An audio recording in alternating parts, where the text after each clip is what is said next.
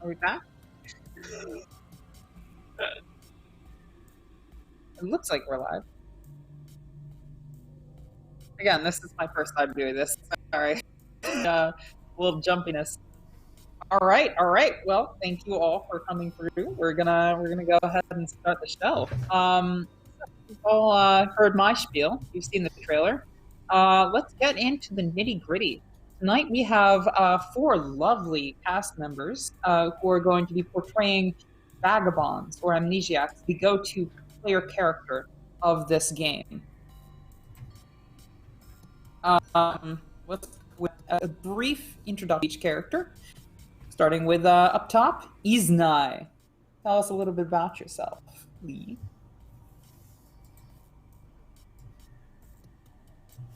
Quadcore.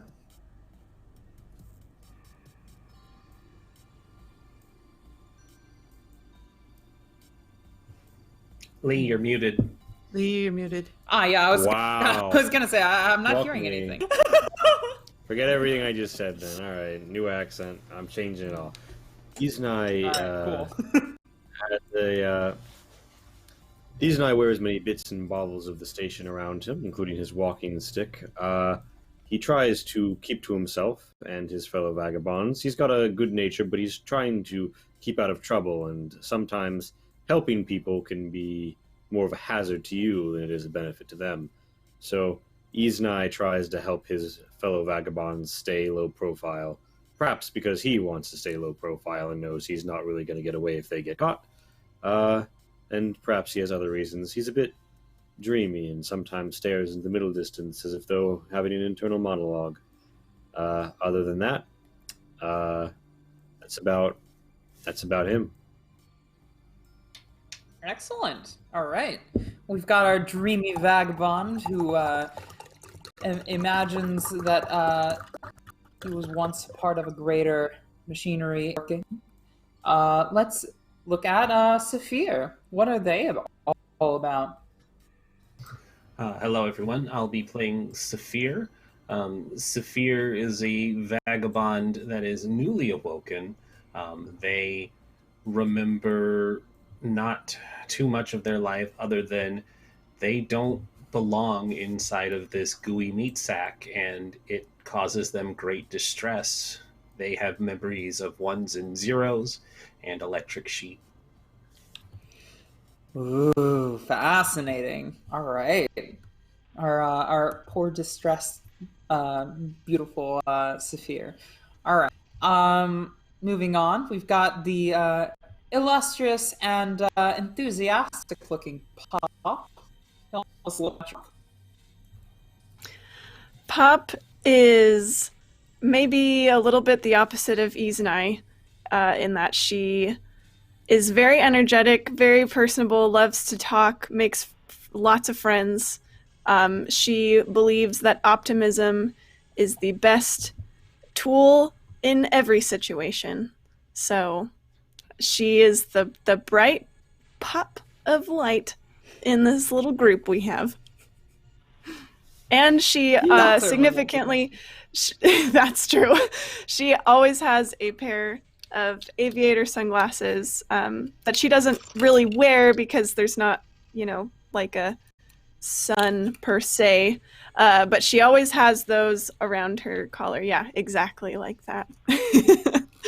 So Sorry. She has a lot of she holds those very dear. Her pair of aviator sunglasses. That's Pop. Yeah. All right. Excellent. And I love that you chose, actually, I mentioned this earlier, but I love that you chose aviators in the sunless world, which is so interesting. And certainly not least, let's take a gander at Letta. I'm pronouncing that correctly? Right? Leda. Hi, I'm Kat. I'm Cleric Leda, Cord. I'm playing Leda. Leda is a vagabond of the Dreadlands who has literally awakened from a nightmare. Whatever happens now is better than what was before. And their background is based in a tragedy. They relived a tragedy before this life, before awakening, and hers was Medea. So she pretty much has been she's been awake for several cycles and has been spending her time, once she arrived, trying to make up for some of the wrongs of her past life. Very evocative. All right. So before we, is that it? Okay. Before we delve into character, thank some of our sponsors for putting us on this stage today. Thank you, Black Void Games, Evil Hat Productions, Smunchy Games, of course, Broken Dice, Mighty Narwhal, and our, and the people responsible for making the game that we're playing today, Arcana Media. So thank you, everybody who's been involved in putting on this production. I hope to put on a good show for you. All right. And, for us, the goal here is to have fun. So, without further ado, why don't we go ahead and talk about where you currently are.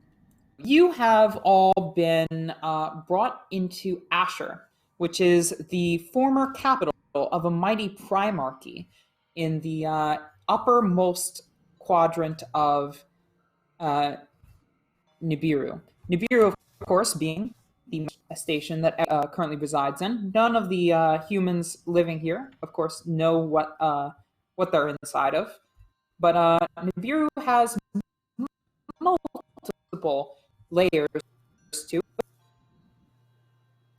You're cutting out bad. And the most conducive to human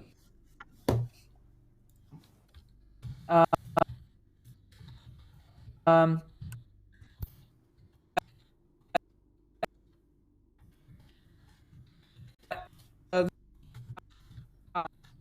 dear, anybody hear me?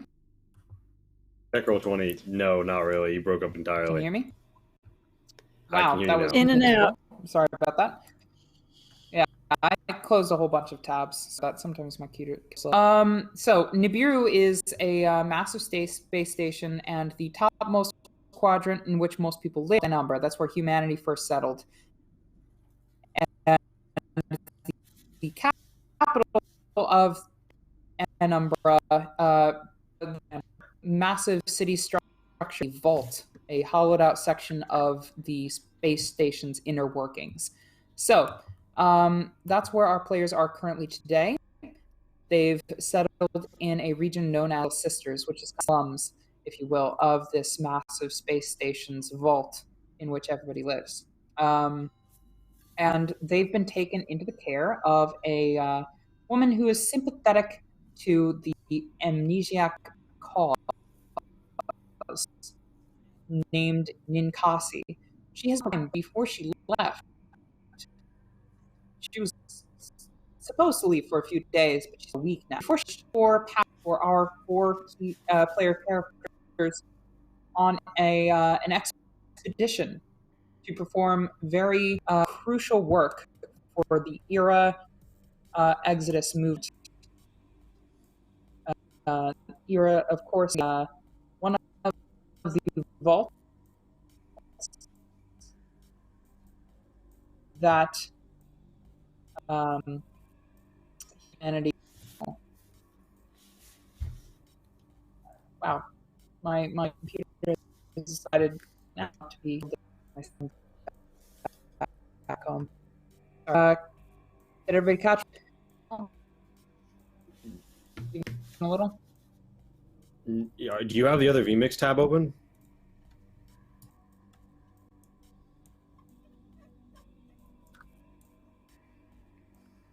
I'm closing every tab open. I caught maybe half. Okay. All right, I'm closing Discord and Roll20. Hopefully that'll do it for me.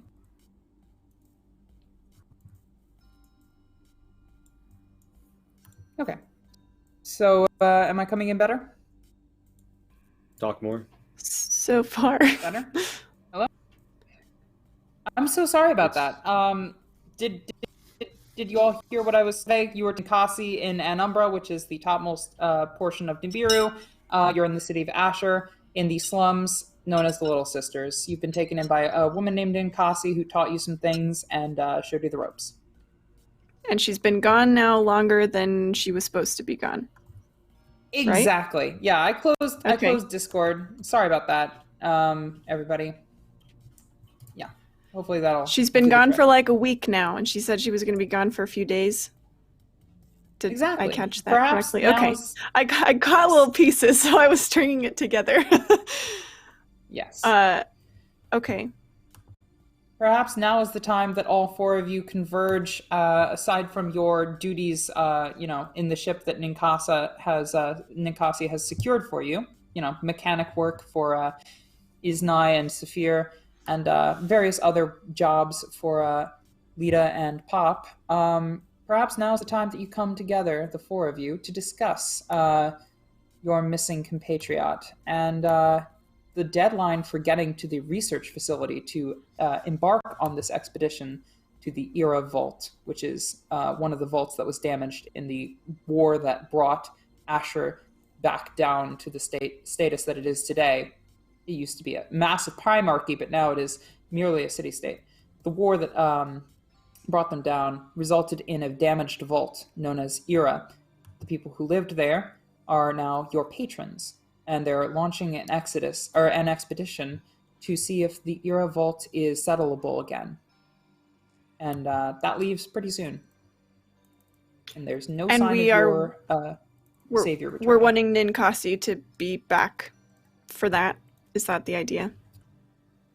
You were expecting her to be back by now so that she could introduce you to the expedition. You know where it's leaving from. There is a research organization kind of in the very heart of the Little Sisters. I'm going to go ahead and name it the Aya Research Facility. And they are launching this expedition. So you should probably be getting there within the day. But you were kind of hoping that Ninkasi would be here by now. We don't have anybody to introduce us to them right now, and that's troubling. Oh, it'll be fine. Indeed. I am really good at introducing people. We can just march right up to the meeting spot, and we'll tell them who we are, and they'll be so excited. Has anyone tried finding their locator beacon?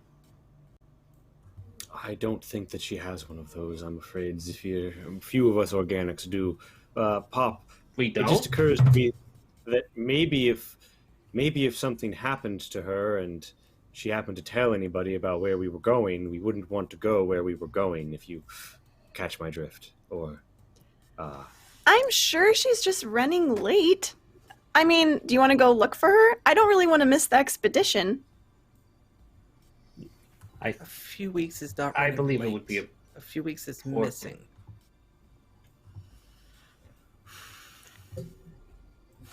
Maybe they just got tired and needed to recharge. See, Saphir gets it. I do. Maybe she just needed a break. Have you ever taken several weeks to recharge?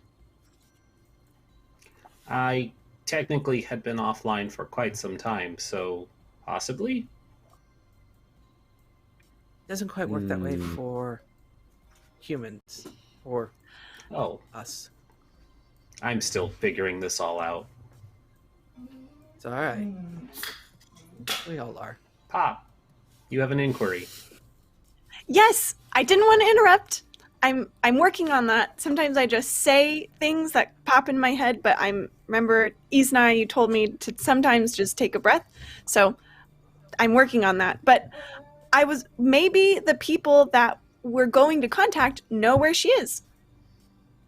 That is not impossible. There are only lead in where the she city. was headed. Nothing's impossible, but highly improbable. But still possible. If Yes. they are her business associates, they had to have some way of contacting her. They didn't come around to the warehouse every time they wanted to talk. It stands to reason. The problem course, is none there of us are is- citizens or have papers. Yes, well, We get that caught. is- Yes, well, that We'll is why we just don't go get there caught. really quietly. Yeah, Easnight's really good at that. And if we run into people who give us problems, well, that's what you're really good at, Lena. I'm afraid that bodies will not be improving our ability to keep a low profile. Well, I don't want to just sit around in this To the bottom. distillery all the time. So the question Yes. is, do we risk it? Do we go contact them ourselves and take that chance? Or do we see if we can figure out where Nikasi went? Perhaps. So I have a question. We've been in this place for a while, right? Like, there's people outside Yes. growing their blue moss and Or stuff. blue fungi. They come. Yes, They yes. come by the distillery. I'm assuming we know some like. Does Nikasi sell directly to people around here, or is she just like a supplier for businesses? So she distills, and she has a business associate who is a member of the Silu caste, and the Silus are basically your imperialist capitalist dudes, and they sell to a variety of penumbral, which is the level below where you are, societies, her distilled products. She is, of course, operating out of the Little Sisters because she's a little bit, on the shady side of things. So sometimes she doesn't register all the things that she has, and she sells them anyway. I think Easnai's gears are turning, and Easnai's thinking, well, we shouldn't go ourselves, but that doesn't mean there's nobody around to go. I'm not going to go hit up Mr. Rich, because if someone leans on him, he has a lot to lose. But like, is there like a, oh, governor, I just finished sweeping the chimney, like urchin outside who can be like, hey kid, here's like a half a handle. Go run off and deliver a message for us. Don't get caught. Like, There certainly our- would be somebody that you could lean What on. is our- Yes. What is our time frame for reaching the expedition? I don't think we have long. How much can here. we allocate towards looking for her? I think Yeah, what is it? she said. Yeah. Oh, yeah. Day? So you have, you have about a day before shit hits the fan. only a day but you can remaining. think of, yeah, you can Only think a of day a few remaining. people who might. I think that we had better look to our futures and give our prayers to hers rather than poking any viper's nests. We don't want to spring a trap laid for us, and it seems exceedingly likely that if they know she has vagabonds with her, and she's been doing this for some time, we're not the first, the government could have caught others, made them tell them where they'd stayed here. I mean, honestly, I'm surprised that nobody's come here yet, but either way, even if she's just befallen some other misfortune, the Covenant is unrelated. We need to be on our way out of here on that expedition, or our futures in the city are shot already. I think that we take whatever is of use here, and I would look around to see if there's is there alcohol around, tapped or bottled?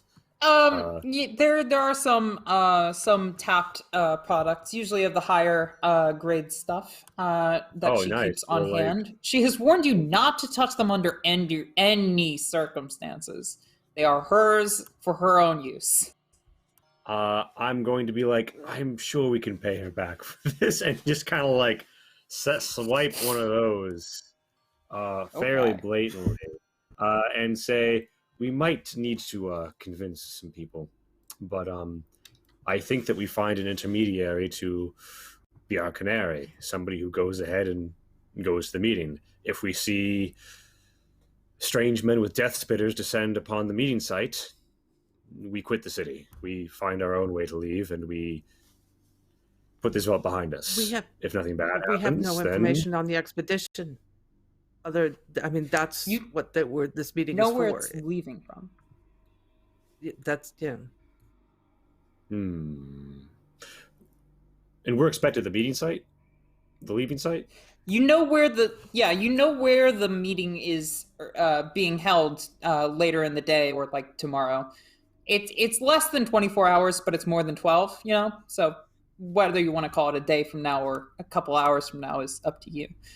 But you know where it's being held, but you were expecting to be introduced. So you're not sure if they would recognize you as members of the expedition without her. Ooh, that's not good. I told you guys they'll be super happy to have the help.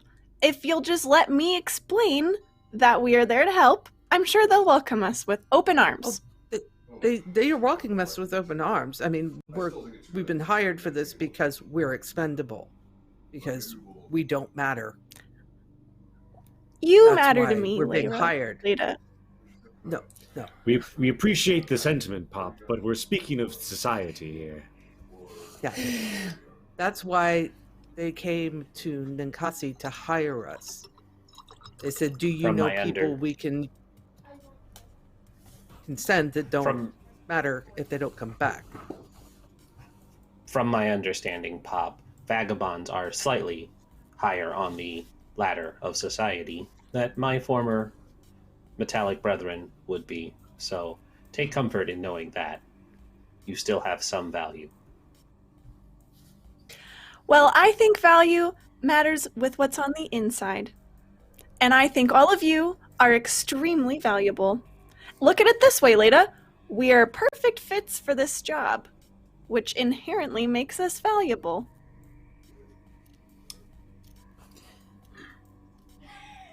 I suppose that's one way to look at it. You are inspired. really setting yourself up. I'm inspired by your resolve, Pop, but maybe we should not put the tanks in front of the load crawler. As if on cue, as soon as the word load crawler is ushered, each and every one of you begins to feel a pinching in your head, as if a massive pressure is being pushed out by clamps lodged on the sides of your temples. You feel as though for a split you're in pain, and then the pain stops and you are fully incapacitated as all four of you fall to the floor, thoughts jumbled, memories rushing forward. But they're not your memories. They're not even memories of things that you are aware of or familiar with. They are the memories of someone or something else. They're gobbledygook. They're fake. They're not of you. And these things, these feelings, these thoughts flash before your eyes and embed themselves in your mind and dig deep like a drill that you can feel on the side of your head. And then, in a flash of white light, you're all awake, but you're not yourselves. You are a woman strapped to a table. You're in another room, a dark, dimly lit room. There are shadowed figures looming above you, looking down at you. They're grinning. You can see the whites of their teeth glistening in the light, the blue light of whatever sort of luminescence is shedding itself upon this room. And one figure looks at another and says, "Perfect. We have all that we need. Who knew that all this time under our noses we had a vagabond? And she's given us the location of others. It's perfect. Send the team. We know where to look. They won't get away from us this time." And then you feel a deep regret, as if you're experiencing the emotional memories of someone who is not you. Someone who wants desperately to convey that she's sorry for what's about to happen. As you come to your senses, and you begin to hear sirens in the distance, and the movement of feet. Booted feet. Commotion outside. You're all coming to. You have cracking headaches. And yeah, I think we switch over at this juncture to the Roll20 view. I think it is time to go. What? These and I would like What was that? Feet. Nothing good. We're starting to remember, but wait. Isn't I just confused? Like, did you? I just remembered a woman on a table. Did you? Yes, I did, and That's I how feel it's like supposed to we work. were meant to see it. That This is alcohol. the element. We are not safe here. Is there more of that alcohol? Iznai says, You- probably in the distillery floor, but we must go. I'm gonna start scoping Grab my some head more around. and tear some rags.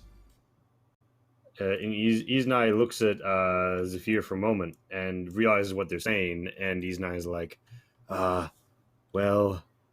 seems a little hasty, but... And I look at the other two. If nothing else, it will help us escape. That sounds really fun. Amazing. Is there, Organics tend to is be there- very averse to being set on fire. Is there a space future lighter around here? You have a very strange I would idea say, of fun. Ninkasi was known to consume a bit of Kaj. I believe it's called Kaj or Kaji or something. On her spare time with her spare dimes, and she does indeed have a lighter for the purposes of smoking up. So there's something lying around. I mean, yeah. There's also probably a handful of Kaj lying around too. Yeah, I'm not looking to Lita's light. gonna We're not grab looking that. to get lit here, though. We're trying to light up the other people. True, though. I mean, we could bargain with it later. Yeah, We'll Lita's gonna start grab that. trying to find some cloth to tear into strips, like Saphir asked for. Mm-hmm. Is it safe to assume that who we saw was our caretaker, and they're not coming back? It certainly looked as though her features were similar. You didn't get a general sense of who you were in this memory, though. And there are distilleries here, as well as the bar stash. There is indeed a larger distillery. All these barrels also presumably have alcohol in them. Saphira is going to start kicking some of them over and pouring alcohol and other flammable contents around, because fire can be a distraction. Pop Amazing. follows suit gleefully. We do not She's, like, have laughing. long. Yes. Lita's going to wrap herself up closely in her cloak so that her face is shadowed and partially covered, her hands on her daggers, and she's slipping outside to go see what the situation is, what direction are they coming from, how many are coming, and what's the best escape route. She's looking for their way Indeed. out. Yeah, I'll move you towards the door here, so you would be able to catch a glimpse through the grating of this garage door of sorts that outside people are milling about. You know, the average citizenry of Nibiru, just normal folks, right? But most of them are kind of moving away from something that is coming from the north. And, you hear hurried yells, and you hear mothers taking their children into their arms and moving them back into their slum residences. This is not a well-off portion of Ashur. In fact, it is built into the very workings of the station itself. It is not intended for human residents, and they don't take kindly to people living where they're not intended to, and they don't cater to it. They don't. The powers that be do not view the residents here as residents of the city of Ashur, but rather squatters and vagrants. We don't have time for distraction, guys. Yeah, you can tell that people are readily moving away from something to the north. And We if don't you have time stay for long distraction. No. Let's enough, go. you might catch a glimpse. I feel this will be People wielding sufficient. guns. Yeah, we can at least set it on fire. We did all this work. Saphir will do just that. Is just going to start it over in a corner and then start heading out. Nice. Pop giggles as she leaves with Saphir. This is gonna be such a huge fire. Oh my god! I love this. It will certainly be a blast. Saphir, you're getting really good with those jokes. Yes, I have been practicing my puns. All right, so I'm assuming. All right, question here for the group. You've looked through the front door. There is something clearly coming from the north down the hallway that leads to the very front door of the distillery. Are you going to exit through that or the back door, which is only used for delivery pickup? Definitely not going near the people with guns. Yeah, I vote back So this- door. Okay. Yeah. Yeah. Okay. Lita will go check the back door, see if the way's clear, if they're coming in that way as well.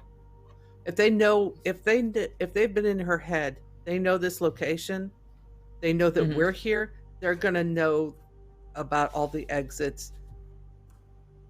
Best to check to see before you head out any of one of them. You see a few more people with death spitters, not as many as the other hallway had, but you also see somebody who's not wielding a death spitter, but somebody you seem to remember. One sec. Is it not? I'm trying to shift Z this. Ah, there we are. When you remember from that brief moment that you were in another person's body, someone who was grinning,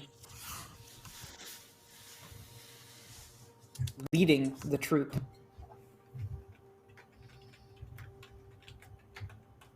They're all coming from the north.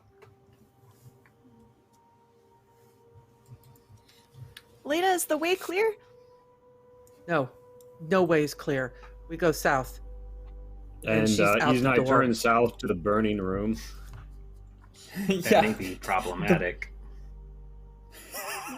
Maybe if we go through the main shutter, we'll get there before the fire does. I don't know, Pat. Is that a problem for us?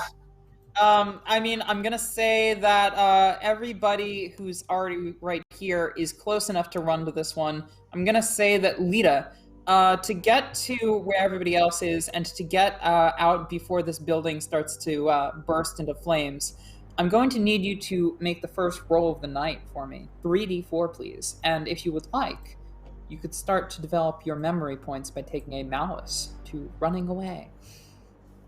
Yeah, I think it's actually more of it's not so much running away as she remembers running from danger with a group of people and helping show the way out, finding that escape route. And that's the memory. And as the memory hits, it's not a positive memory by any means, but it hurts. It's almost the same pain that she was feeling just moments ago when she was in Nkasi's body. And there's something in her chest, a pressure in her head rising up as the memory starts to hit. Indeed. And you said 3d4. Actually, so I'm assuming you're taking a malice due to the memory point that you're trying to garner here. So what would you classify this as? And it would be at a -1 because you don't have any memory points just built up. We're doing this from the ground up. So it will be at a -1, but you will get a memory point as a result. Okay. So this is the. How does the malice work? I'm sorry, I'm trying to. 2d4. So you'll take a -1, so it's just 2d4. Okay, instead so of just 3. roll When we say 2d4. when we say plus or minus, it means add or remove a 8. dice. It doesn't impact the Mhm. result. So if this was gonna your mind track, is all. So Yeah, and 2d4. you can decide how you would like to classify this. Is it running away? Is it gathering people into a group? Whatever it It's is, you're trying going to- to suffer at this Yeah, in the future. it's trying to lead So, people out. It's trying to lead people to safety. Trying to help Leading them people to find the way safety. out. Okay, excellent. So write down you have a malice of 1 to leading people to safety. Okay. All right, and then roll 2d4. I got a 4. Indeed. Oh, You did. Hey. You did. So you make it just in time as the flames begin to engulf the chamber that you set ablaze. And it's also timed very conveniently with knocking on the door and an utterance of "Open up, citizens!" or non-citizens. Followed by aggressive pounding, and then a gesture that, or a noise that indicates to you that a door has been broken down, and smoke fills the arena that you are quickly departing from as you move on in the streets. But your trials and tribulations have not ended yet. Behind you, on either side, you see men with death spitters bearing down upon you. You have but a moment. Are any of you sneaky or particularly not sneaky? Because I'm going to say, now is a juncture at which you can decide to roll to avoid notice. Otherwise, you might be seen and they might start chasing you. Saphir is definitely not sneaky. I figure It would be Isnai has perfect been for you to trying take to it. teach them. Sorry? Yeah. I said, then it would be perfect for you to take a malice on this. Yeah. Yeah. I'm I like, imagine this is the Isai part has been of trying fear to where help. you not get caught. Oh, stealth mode engaged. Quite. But yeah, they probably have never been very stealthy. Everything about them is obvious and purposeful, and the subtleties of being quiet and unseen are lost to them. Mm-hmm. If it's just like, I don't feel like Pop is especially good or bad, like it's just normal, could I just roll as normal? Is that how we would handle that? Yeah, just no, pop you can 3d4. absolutely And I just- roll a And I just 3d4. wouldn't Mhm. I wouldn't earn a memory point because I'm not taking malice right now and I don't have Exactly. any otherwise. Okay, Yep. got it. And also, let's switch to something a little bit more exciting, some industrial synth. If you if we've got our benevolent Nibiru core functioning for us tonight.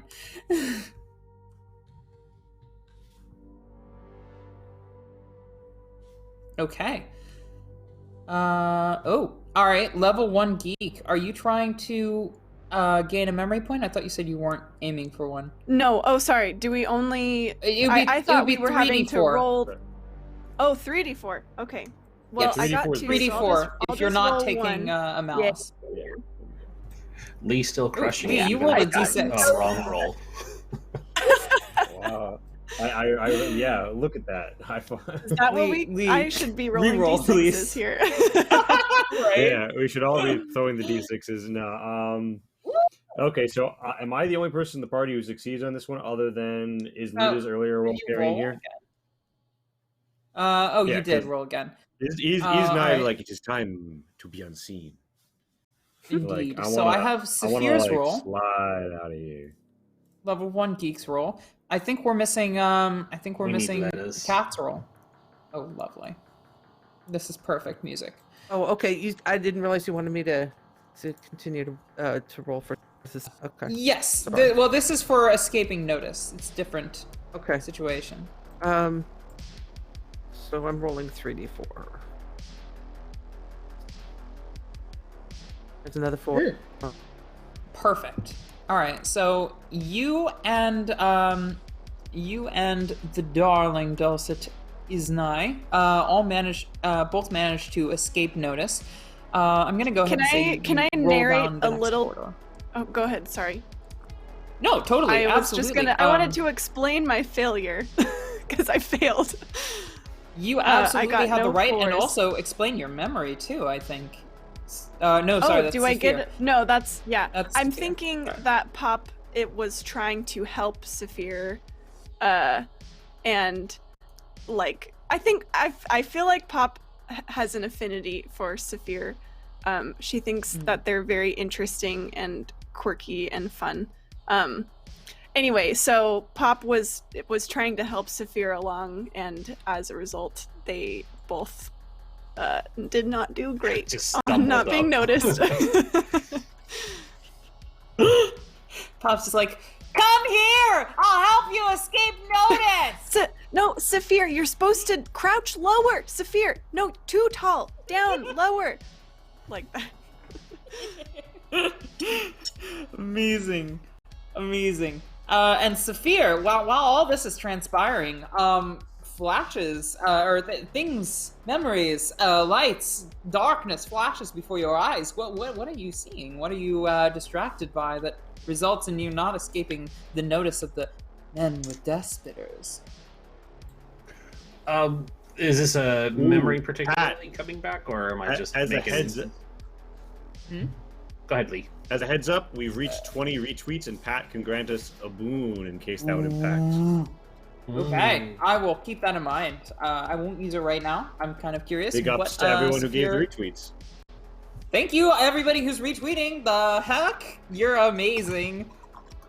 All right, so Saphir, what's going on in that noggin of yours? That beautiful brain hole.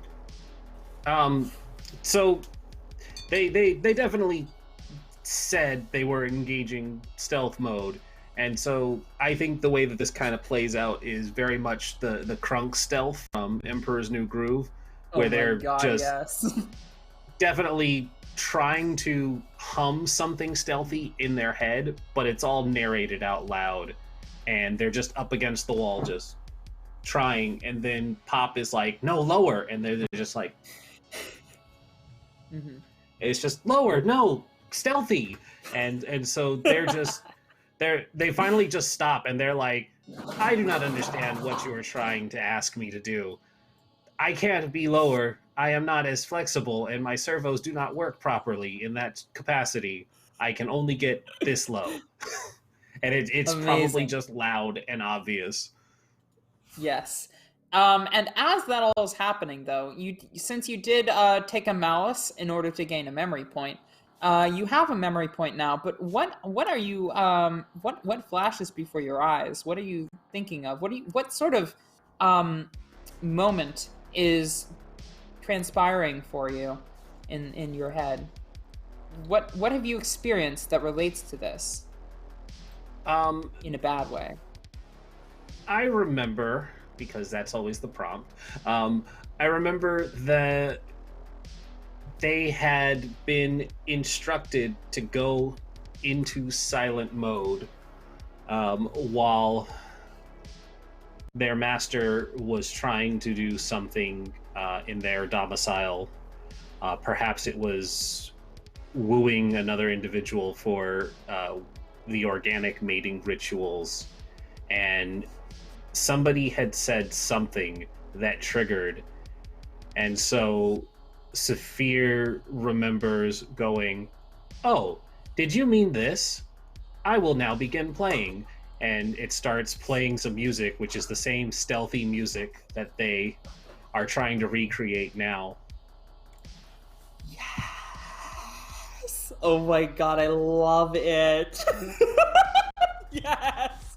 You're humming the same music that somebody was like, Alexa, play, earlier in a past life. Amazing. Excellent. So, yeah, you are both, unfortunately, you and Pop are both spotted, and before you see the men with death spitters, and they are marching down this road towards you. They're dark heavy boots clanging against the metal that makes up the flooring of this station, of this inner workings of the greater station at large. And they bear down upon you. And you hear several mentions of, "Halt! Go no further!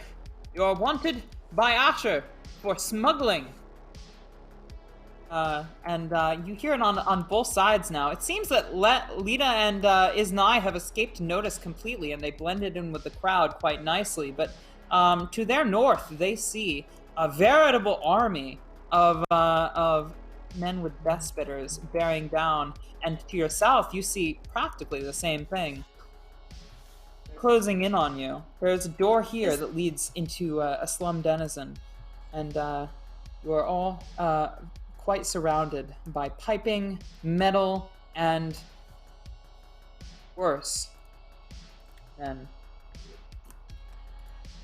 is how's this fire coming along so far? Is there smoke and stuff pouring out of the doors yet, or? Definitely, it is raging on the inside. If this region of the of Ashur had fire alarms, it does not. It is not intended for human residents, and yet humans live here. It would be blaring. There would be firefighting teams bearing down upon this region. There would be any number of measures in place to ensure that the rest of the houses nearby don't catch fire. None of that seems to be transpiring. Everybody seems fixated on you. Nobody cares about the people who live here. Is there any shrapnel or junk around on the ground? Like, yes. Loose pipes or anything? Tons of it. Okay. Mm-hmm. There's a whole bunch right here. It's actually forming a little bit of a barrier that the people with death spitters aren't quite sure that they can cross without a little bit of fanfare. So you have a moment to catch your breath and gather your things. I think I'm gonna back up and grab like a baseball bat sized pipe, something I can like hold. Totally. And she's gonna nod toward the door to the denizen and say, "Saphir, time to get out of here." And she's gonna... Nobody's actually at the door. She's gonna start heading that way, but like halfway charging one of the death spitter guys. Oh yeah, there's like a guy here who's rounding the corner. Yeah, okay, she's gonna go at him and try and smack him with this pipe upside Oh the shit, head. are we doing our first combat roll of the night? Oh shit. Alright, Lee, so you hit me up here. Let's put this on the screen. Where's the I think you have violence, right? I showed a player's violence. Yeah. Yes. So for those watching at home, we have the rules thrown up. They'll get to you in a second. But basically, all melee attacks are contested. And if you factor in people's weapons and protective gear, you might give people greater or lesser modifiers. The example in the book is +2 for a knife, +3 for a spear. But obviously, all things are relative. This person is wielding a ranged weapon, and Pop is wielding a melee weapon. I'm sure that factors in. But then ultimately, both Pop and this person will make their roll, and then whoever gets the greater number, the other person, because when rolls are contested, it's totals.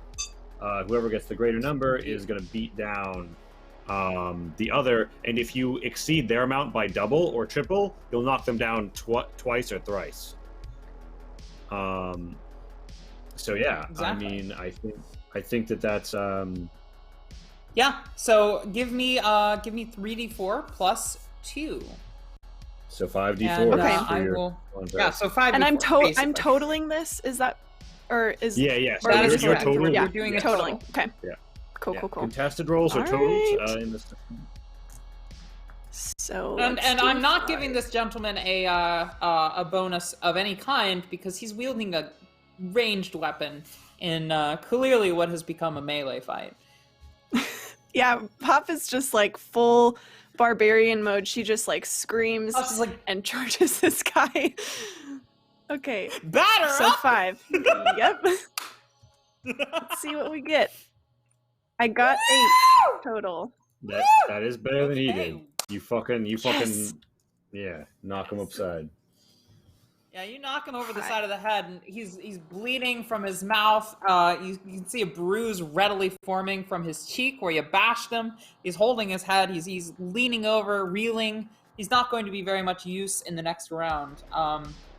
Giving, of course, Saphir a moment to make those recollections and get the fuck out of Dodge.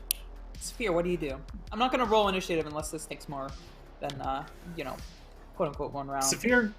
Saphir, seeing the group of them coming, figures there needs to be another distraction.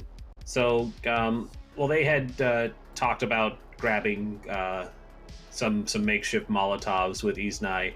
They will light the one they were carrying, and they're going to eat it over at this guy. Excellent. All right, so go ahead and give me a +2 3d4, so 5d4, please. It is contested, and I'm going to go ahead and give them a... If you want to, ranged attacks normally normal. are not. All right. If you want to, ranged attacks normally are not. Normally are not given a bonus. I'm going to say this is close enough that it's basically... Oh yeah, fair enough. I'm giving it a... It's like a fusion melee and ranged, frankly, because it's pretty close. But anyway, you beat the hell out of it, and that Molotov goes off exactly where it needs to go. And the people who were bearing down on you, glaring at you with their hollow eyes and sunken forms and their mighty, very rectangular weapon, are no longer quite so intimidating as they shake themselves off and they shed themselves of their coats and jackets and weapons in an attempt to survive the ever-burning flames that you've bestowed upon them. So, to your south, not be intimidated by a mere drone. Exactly. Oh man, totally. To your south, there is a domicile that seems to hold some people who are not here at the moment, usually. And there's a couple stories to it. It looks like it's kind of an apartment deal, where some people live on the ground floor and other people kind of endure the fact that the stairs lead up out of their living room, that sort of situation. So you could definitely run in here. You could go over here, but that would potentially endanger Letta and Iznai by associating yourself with them. But I don't know if you necessarily think that way. I'll look at Letta like, are we doing anything? I think as soon as she realizes that Saphir and Pop behind, she goes back. She turns around and goes back. She can't leave them behind. So what have I got for targets? I think so. There's to your north. There's a veritable army bearing down. You only see the first couple you only see the first 6.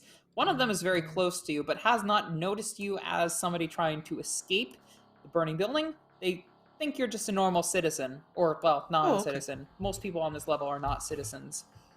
Oh, then he's the perfect target. She reaches into her. She tends to wear leather gloves, heavy gloves. Mm-hmm. She reaches into her pouch and just carefully plucks out a little bit of fleece that has a fungus growing on it. And she just, as she's been kind of just walking, she continues to walk normally, and she just walks up and just kind of ever so carefully tucks the fleece to the inside against his skin and his whatever he's wearing. Just kind of just slips it right in there, gives him a pat on the back, protect us, and then kind of walks on. Amazing. And she's just used that neurotoxin fungi. Yeah. So I'm giving you a +2 to this. But okay. If you would like, you can choose to take a memory malice to this. And that would usher a whole bunch of emotions back to you. But in the future, you would take a malice on assassination shots, which would perhaps not be ideal. It's up to Yeah. you. Yeah, I don't think Take this, the full this plus triggers a particular. Yeah, I don't think this triggers a particular memory for her. Well, Okay. not yet. Not yet. If you would like to phrase it in a certain way, you could do that as well. And it would not perhaps be assassinations, but something else. But it's up to you. Yeah. Yeah. There's just, I think it starts to trigger something. There's something about a poison and clothing that is kind of starting to form, but that memory's not there yet. Excellent. You're getting a little bit of that muscle 3d4 memory, but it doesn't quite click. Yeah. Just something right, that she yeah, knows so, that that's a way of taking care of people. Exactly. And not everything brings back a full memory. Sometimes you just do things and you, after the fact, you're like, I've been here before. Deja vu. So yes, 3d4 plus 2, correct? 5d4. Mhm. Okay. That's 15 That's total. a lot. Yeah, and I'm giving them 3d4. Whoa! Wow!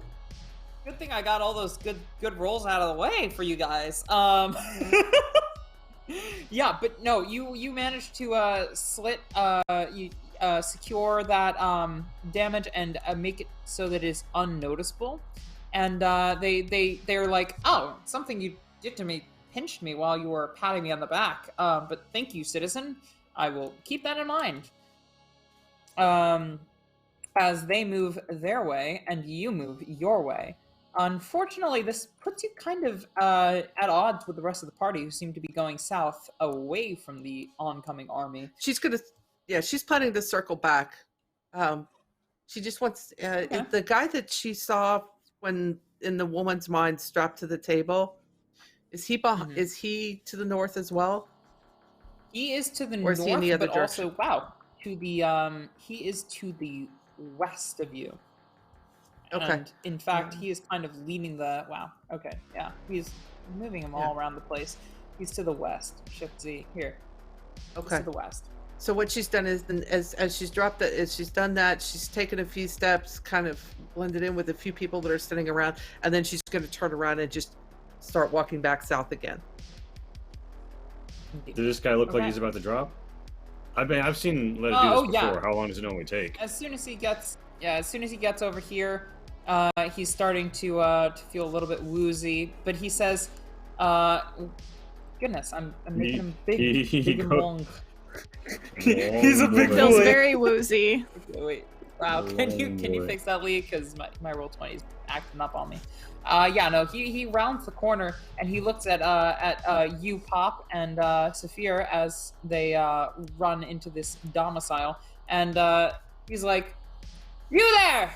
Halt in the name of Ashur! Halt! Stop doing the things! Stop moving! Stop!" And he starts breathing heavily and quickly. And and he's leaning against the wall now. You may not automatically recognize what Letta has done, but there's a good chance you've seen her work or heard her talk about it. Iznai has traveled with her extensively. I want to come right up behind him and be like, "Friend, let me help you with that." And in the process, I want to reach over him, right? Grab his death spitter and just ram the butt of it into his fucking face. Oh shit! Nice. Give me that +2. Give me that +2. All right. I'm actually not even gonna roll for this gentleman. It's a double success. The goal here is I want to knock this boy unconscious, have his body against my chest, and then turn his death spitter at the person Pop is fucking up. So I want that meat shield and that gun you have everything that you wanted. This guy is incapacitated and he's going to die very soon. He's like it's everything I could have ever wanted, except that we've totally blown our cover and I've been seen and oh no. So that's nothing I wanted. But can I just pop the death spitter at this boy before he acts? Yeah, go for it. Mm-hmm. All right. If nothing else, you have a death spitter now. It's +3. Yeah. Okay, so roll 64. And they don't get Um, an opposing check on this. Well, this is full on. Iznai has not stats managed check. to make hit a single shot, so don't worry about that. Oh God, you poor baby. Yeah, no. You Iznai try to already do a cool regretted thing. decision. You do not do the cool thing. Does the rule of And, threes apply here? Oh, if I get a triple, I can upgrade it. Uh, I don't think- There is Isn't it also if you there get is also three there is also ones that and boon you- if you want to reward him for being cool. Oh yeah, actually, you know what? I'm gonna go ahead and spend that boon for getting the 20 retweets, and I'm gonna say that this is your time to shine, Iznai and Pop and Saphir and That's Letta. actually- You are owning this. Pop Take actually it. makes a really good point though, because the rule of threes, when you roll trips, you actually I think you can would fill a instantly negative memory memory. entry. Yeah. Oh, it's a Oh negative shit, memory. yeah. If it's Entails 3 the actual ones, form. it's a negative memory, I believe. Oh, I had one of those Okay. too. Well, maybe not. Maybe not. Let's see. Yeah, you're if right. you It's get correct. 3 ones. Yeah. Yeah. Okay. Yeah. All right. So I think Iznai instantly fills a negative memory, but miraculously manages to hit due to the boon. Well, those the boon actually lets had you those. reroll, I'm gonna say.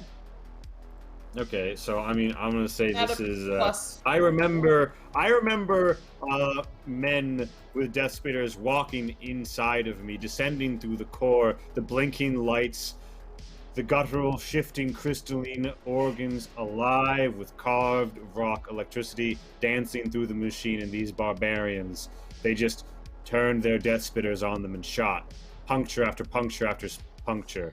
Their railguns accelerating spikes deep through the core, breaking, cracking, destroying. The mind run raw, destroyed, nothing but burn, and now hate. And I'm gonna say that's a -1 to shooting death spitters because, yeah, Yeah, Bad alright, so memories. go ahead and give me that +3, -1, so +2.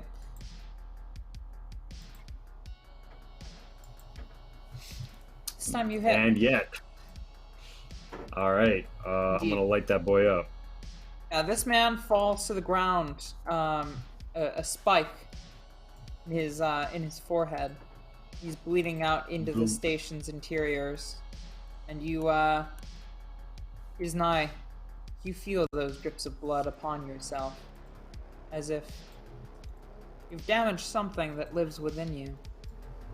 But something that is not you. It's hard to explain. And as you're feeling those thoughts, this man rounds the corner. And he spots all 3 of you.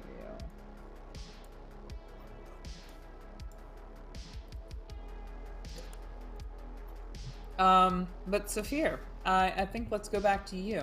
You were trying to vacate the premises. Yeah, looking like everything's under control. Saphir is gonna jump right in. They're not gonna stick around to see what the angry group of people near the one on fire are gonna do.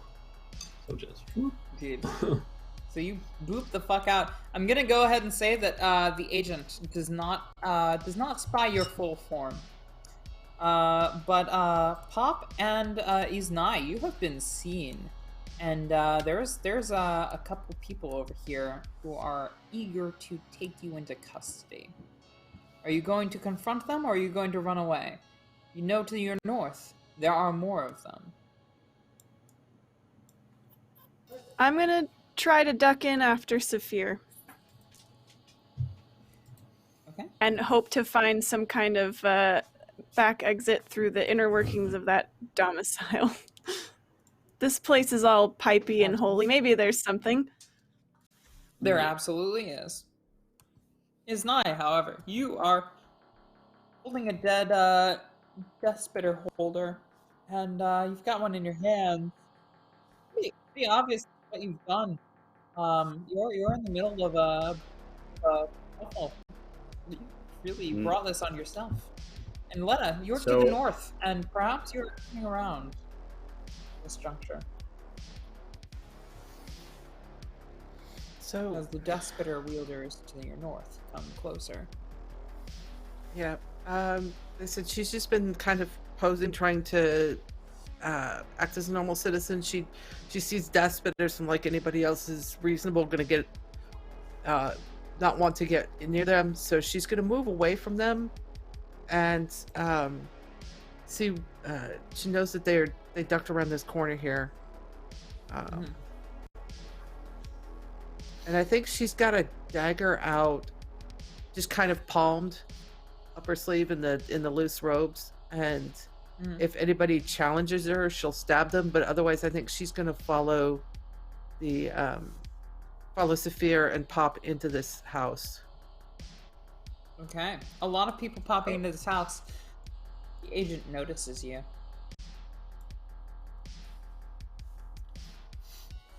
Amazing. The agent does? Pat, casual reminder, all these shifties are going to take longer to clear than normal, so... But yeah. Yes, yeah, that sorry guy about that. notices you. Yes. You actually catch one of the Despitter wielders saying, Agent Zusuda, Agent Zusuda. I don't see them in the wreckage, but I do believe somebody passed into that residence. And Agent Zusuda says, after them! Of course, after them! Blithering moron. So now you know that motherfucker's name. As you escape the field, and you find yourself in the broader scope of Ashur itself, and I move you to another screen, at which I will showcase the beautiful art within the Nibiru rulebook. Check that shit out. So you are in the lower half of the map. It's listed as 5 down in that orangey section off to the right side of the map. This is Ashur. Welcome to the capital of Nibiru. Or, well, it was at one point. It's now just a massive city-state.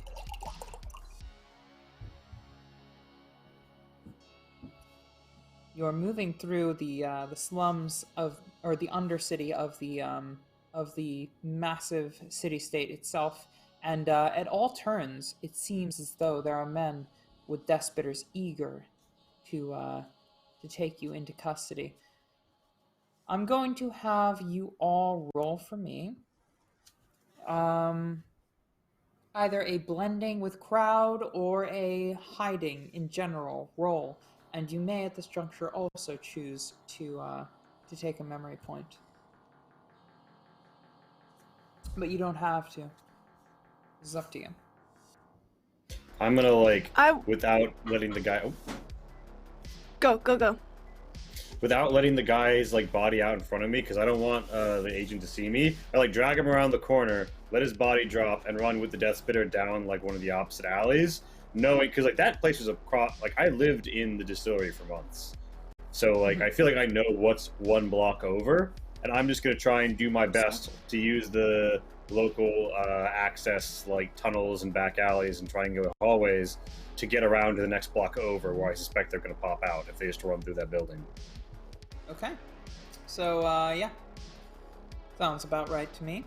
That'll be a normal 3d6. Or 3d4, sorry. Basically, well, I don't do too good. Like to... yes.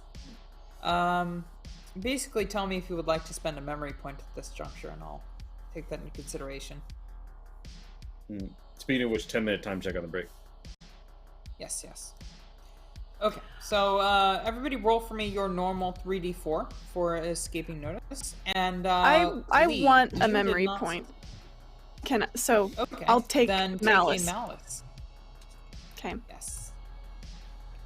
How would you like to phase this? Ooh, nice. Letta, you're invisible. How would you like to phrase your malice? It does not have to be avoiding notice. It could be something else, if that's suitable to what you tell me you're trying to do.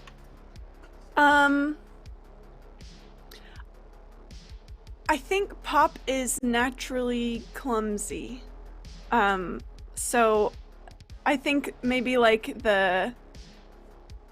I think it's less that she's not good at blending in and more, I think, avoiding notice.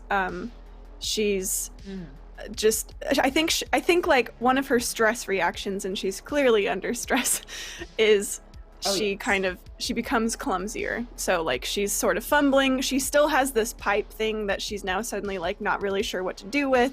It's got some blood on it, which kind of freaks her out a little bit. She's running, she's hoping Saphir is okay. So I think she's kind of like, she's like tripping, she drops the pipe, like she's clearly shaken, and I think that way drawing notice to herself. Okay, excellent. So take that mouse. But I still get a success. But you still fucking get out. All right. All right. I still have to roll, but Saphir, what I put down for their minus was to just sneaky things in general, and I feel that this applies, so I'm going to be doing it at a minus. You're doing it at a malice. And I will ask for Tori's memory. Oh, nice though. Okay. All right, Tori.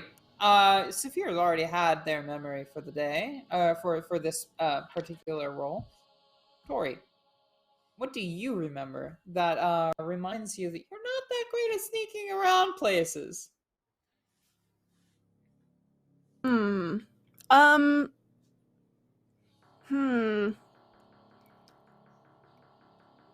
Can you come back to me? Can I stall for just a minute more? We can maybe cut to Leda and Iznai. I'll think for a little longer. I did fail to get a success. Oh, you did fail to get a success. All right. So, what happens to you, Iznai? The men who were bearing down upon you seem to locate you. You run into various places. You try to avoid notice. You split up from the rest of the group, and you find yourself in an alley, surrounded by men with guns. Or by men with death spitters. They look at you, push you to the wall, and say, "You there! You were at the scene of the crime, the burning of the smuggler's den. What have you to say for yourself?" All right. Well, first of all, I want to push them back with one of them the barrel of my death spitter and say, "Well, friends, let's not go bandying accusations in this place. This is beyond the limits of Ashur and good Ashurian civilization. So why don't we just settle this like men do beyond the walls of civilized vaults?" And then I look like I'm about to pop them, and then I pull the bottle out of my jacket and offer it to them and say, "We've just had a misunderstanding."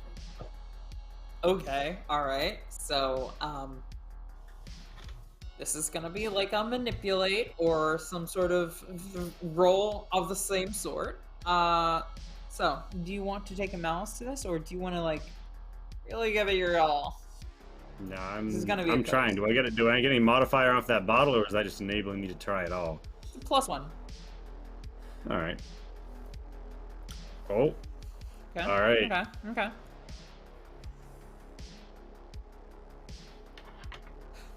Okay. All right. Yeah. It was opposed, and you managed to come out on top.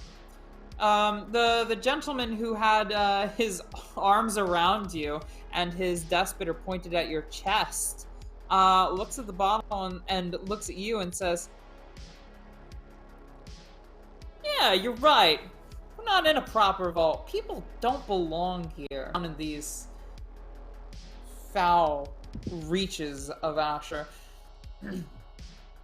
Pipes and water and sludge belongs here, but not men." And he looks at the bottle, he grabs it, and he takes a swig, and he says, "Not men at all. I don't see any men here aside from us Ashurian citizens." And he passes the bottle around, and the rest of them, there's like 4 people looking down at you. Only this guy had his gun raised, and he passes the bottle to the other patrol folk who were looking for you, and he looks back at you and he says, men at all belong down here, and well, I don't see any at the moment. And he turns his back to you. All right, and I Kind fucking of, grim statement, but he does not see you as a human. And he does not care about you. And he leaves. He's nice. Scootily booped off the screen by the end of that interaction. I am whoop whoop. Excellent, excellent. And the four of you managed to regroup. You all I find have my yourselves... memory now, if you would like to hear it. Excellent, now. please. I would love it. Okay. So, this is in regards to her being kind of clumsy. I remember wearing sunglasses, aviators, too big for my face, and trying to walk along in heels too big for my feet, and sort of, tripping along down a carpeted hallway, and I stumble and reach out to catch my fall, and I hit a side table and knock a vase of flowers off of it, and it comes crashing to the ground and shatters, and I remember someone yelling at me, and that is the memory. Amazing. Excellent, excellent. I love it. Frightlanders, they be like that. Fantastic. Okay, so that is your memory that puts you at a malice for avoiding notice. And as you all find your mind briefly relieves itself of the functions of your body, and you're pushed on by those around you. And when you return to your senses, you find yourself facing Iznai, who is hefting, having run a significant way. The four of you find yourselves together in the Little Sisters once more, or, well, you've never really left. And you're facing a large institutional building, something carved out of the very pipework of the facility itself. What? Out front in cuneiform, it says something along the lines of the Institute.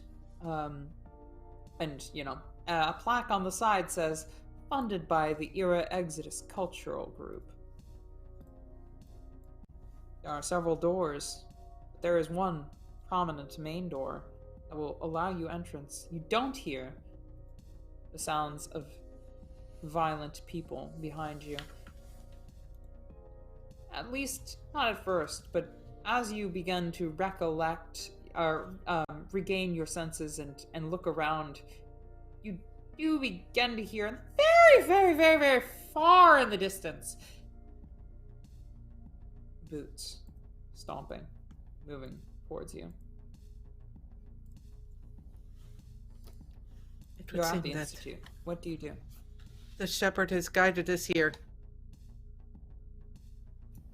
I told you guys it would all work out. See, we're right where we need to be. It would seem so, and we lost our pursuers. For the moment. For the moment, We they're should- still coming. We should hurry inside. Yes. We should hurry inside. There's something. What's that coming out of the door? Oh, it looks like a 10-minute break. Indeed it does. You're at the door. 10-minute break. See you guys soon. Feel free to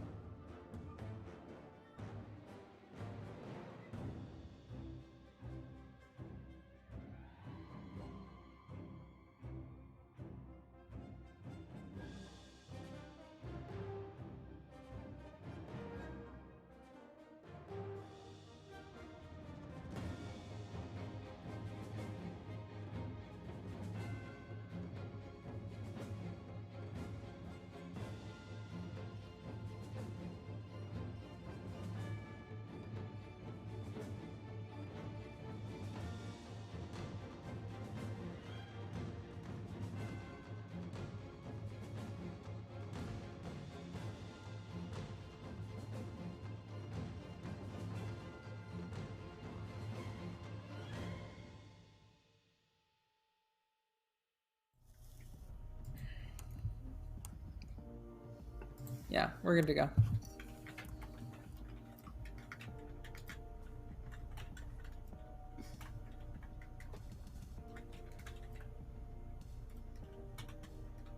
Excellent, excellent. All right, we are back. We are back. So, we're gonna cover people leveling up their characters, so to speak. We're all going up in memory points, or well, we are spending our memory points rather. So, has everybody done the do? What? Done the do. Are we good to go? Do? Mhm. Oh, yeah, I didn't know if you were like, Sorry. I'm good to go. Are Yeah, we gonna all right, are we cool. gonna So- share whenever we get back to stream, or is it gonna come up? Yeah. as Why we don't go? you go ahead and explain what you've done with your memory points? Oh, sorry. I'm saying as we're back on stream. We are back on stream. Yes, we are back.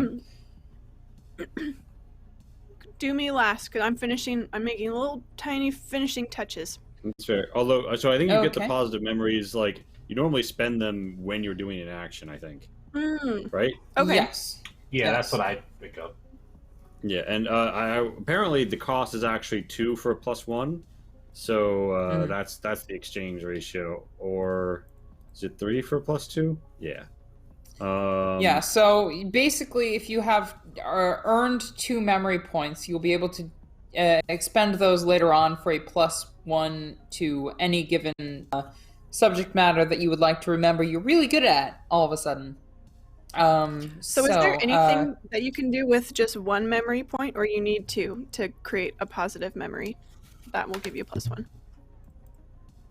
Like, there's nothing really to do with memory points until you have technically to. speaking, there are ways to spend them depending upon your background. I don't know if Brightlanders have a way to just like liquidate them. Normally, it's stuff that takes a while to get to, but I will say every so like for that half session, we all got 1 memory point, and then you took at least 1 negative Yes. memory, didn't you? Everybody, I believe, did. Am I wrong? Yeah, so I didn't. So you should be. I think everybody but me has at least 2 and can buy at least a +1 memory should it come up. And we all Okay. have 1 influence Yes. point. And you have 1 influence point, which is the point of us making this break at this juncture. Okay, let's get back to it. All right. So everybody here can choose to exert their influence and use their memory points to gain a positive modifier on a roll.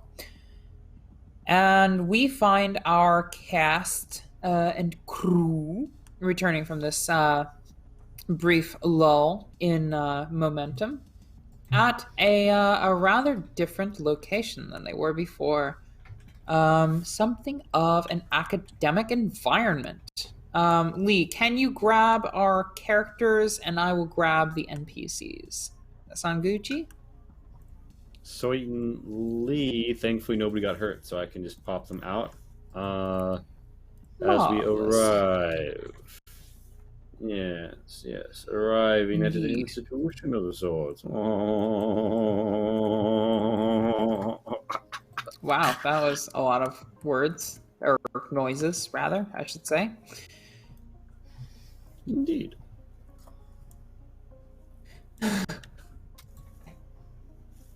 And shall I drag the Roll20 page? Yeah, why don't we go ahead and move to that particular page as well and showcase the lovely work that we both have done today. Indeed. So you find yourselves at the institution, the Institute of Aya, and within you imagine you will find a crew that is interested in taking you on an expedition, although you have not yet met them and they haven't been introduced to you. So whether any of this actually transpires is kind of up in the air.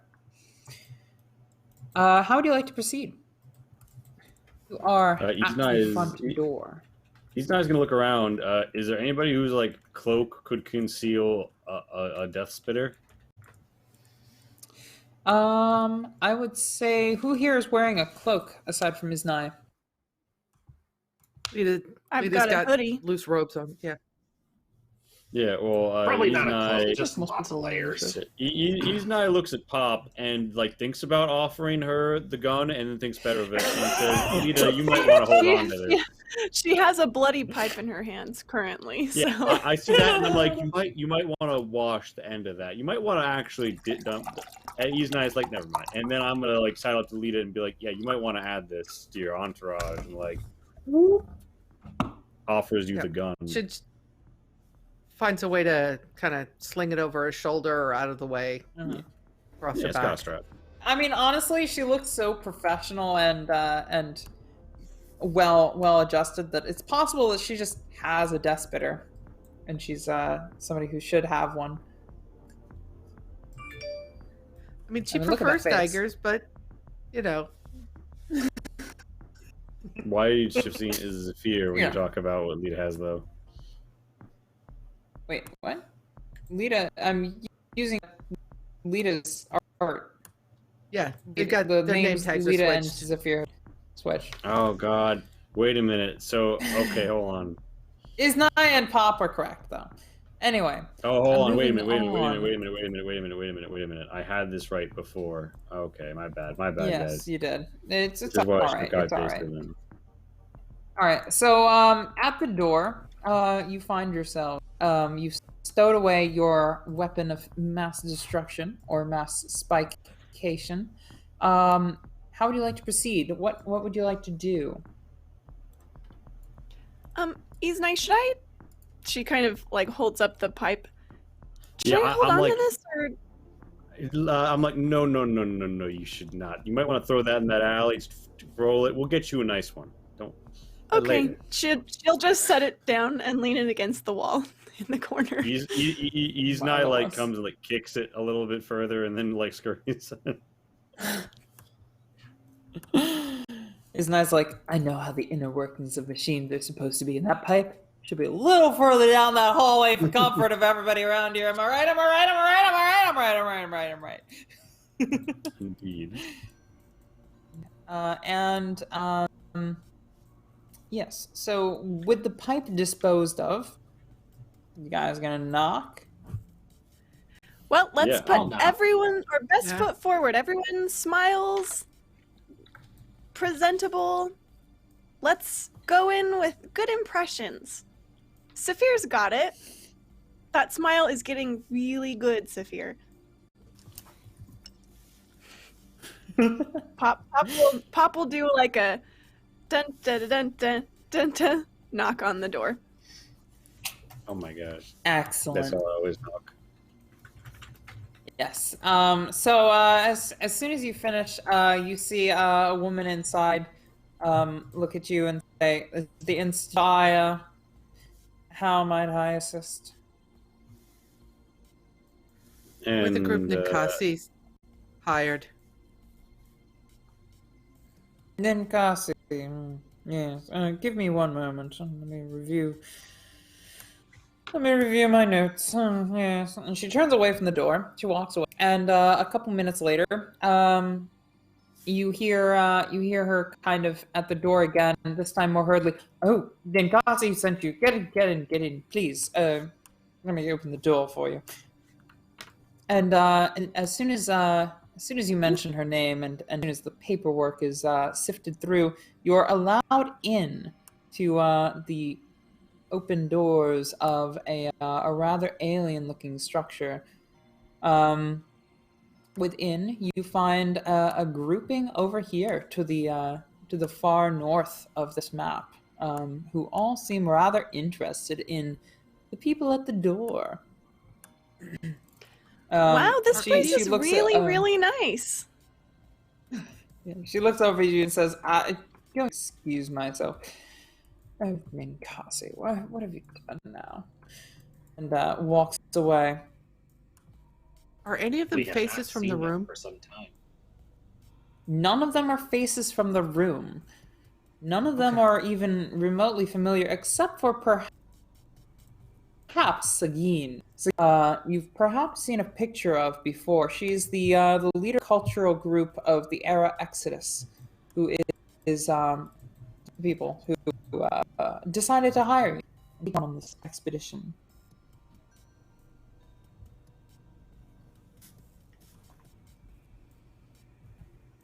Well, we're happy to be here. And we are so excited to go on this job and to help you guys out. I don't know if we do names and stuff around here, but you can call me Pop. And these are my best friends. And Pop will know that Iznai likes to lay low, so she won't introduce him yet. She'll kind of like give you guys an opportunity to introduce yourselves if you want. Yeah, as soon as you say that, you see Sagine, and she says, "By all means, come forward, come forward." I mean, yeah, Well, I guess great. he's not like looks They make suspiciously room for you back at at the the table. door, trying to make sure that nobody's following them before heading in.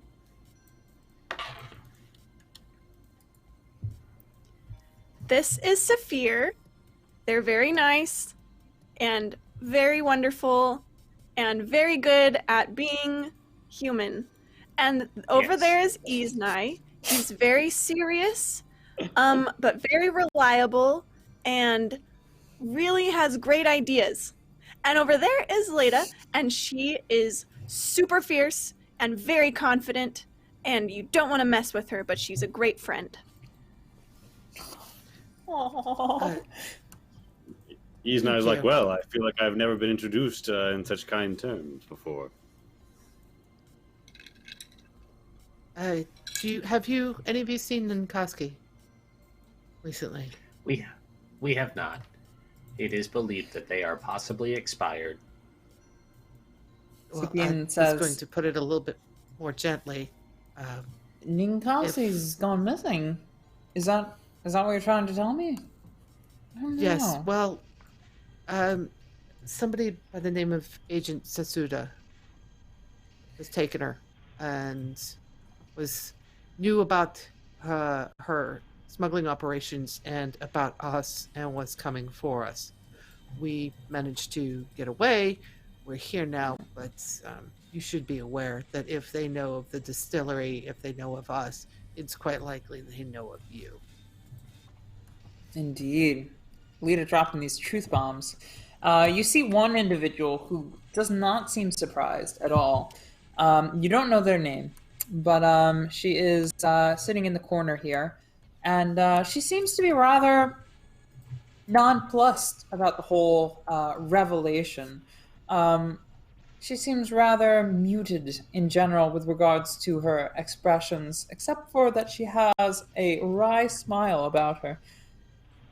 The gentleman over here, however, appears concerned.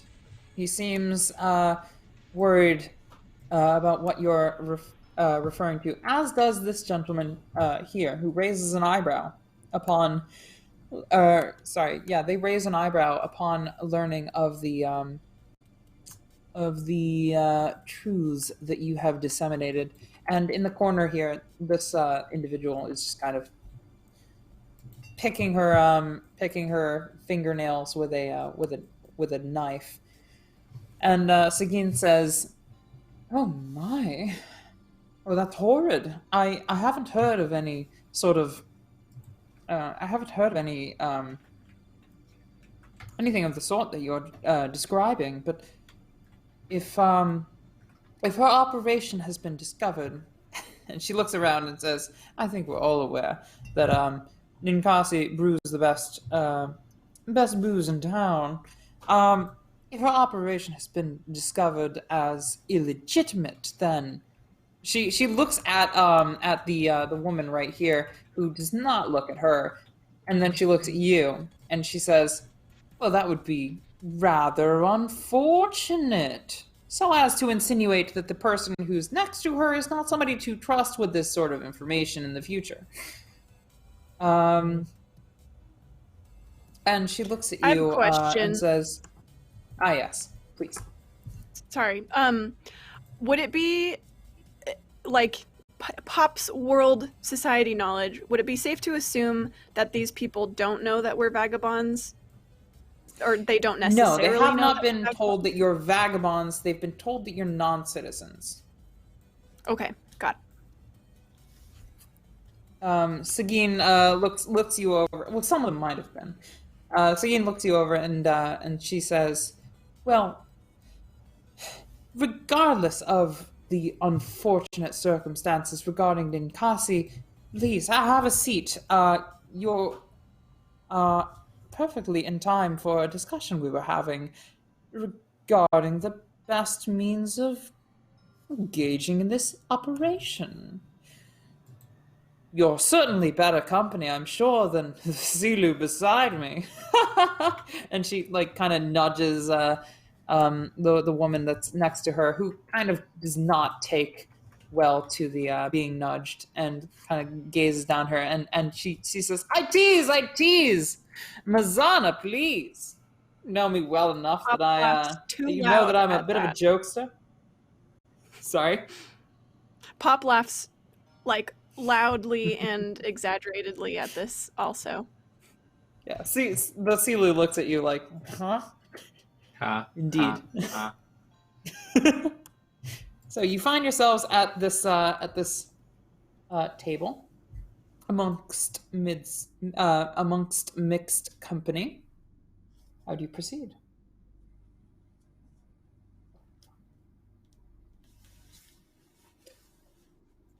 Iznai is probably just gonna casually stand in the doorway here, peering what's around, trying to take the whole place in.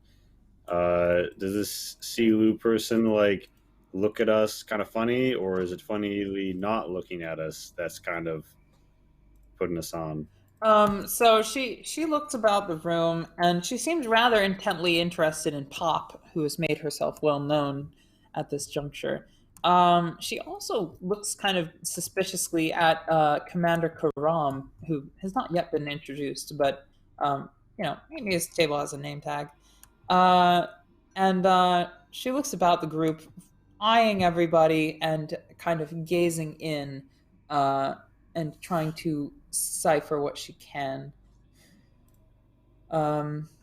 And as far as things that you could see, it's a rather expansive room. It's a rather expansive facility. You're only in the kind of lobby or general entrance area, but there is a nice section off here for discussions.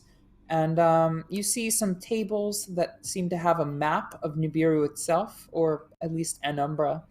And there's some flags and some little miniatures posted up by the Era Vault.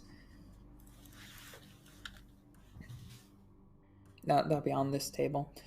Everybody else, what are you going about doing? I think Pop instantly, as she's talking about, we're in time for an interesting discussion. I think Pop just nods and takes this seat, just sits down, very familiar with everyone, kind of looks around, Excellent. Smiles and nods at everybody, and then I think if there are any extra seats or chairs around, she'll motion to Saphir to pull one up to the table, and she'll scooch hers and pat a spot at the table for Saphir to sit down.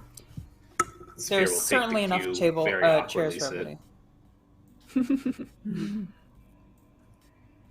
Yeah, just in general, the maps are not perfectly diegetic. Just imagine that they have any that you need them to have. So you sit down, and so too does Saphir. And as you do, the woman in the rich garb leans back and kind of puts her hands on the table and says, "Oh yes, we'd almost gotten to that point, hadn't we? Well, since we have the remaining members of the expedition before us, perhaps we can discuss matters that are important to the success of this mission. Yes. Well, so I'm informed from my esteemed colleagues, who certainly wouldn't deal in such drivel as smuggling by any chance, that you are well aware of the expedition's mission statement, as well as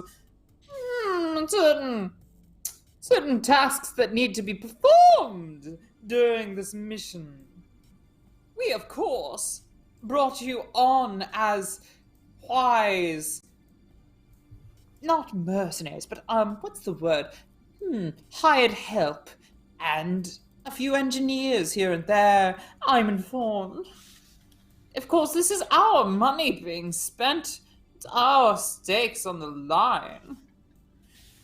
Not We Exodus are groups. very good. We are great at being hired help. You have a very interesting voice. Can I just say that? I'm fascinated by it. And we're going to Thank be you. a great team. It is Lita only looks over the at Is. most Ashurian dialect. Only Lita the catches Primarchs Isnai's speak gaze. as such. And is sending this silent message of, can I shoot her now? I can't shoot Isnai's her, like- can I? He's like, not yet, not yet. But like the yet is in his eyes. Yeah.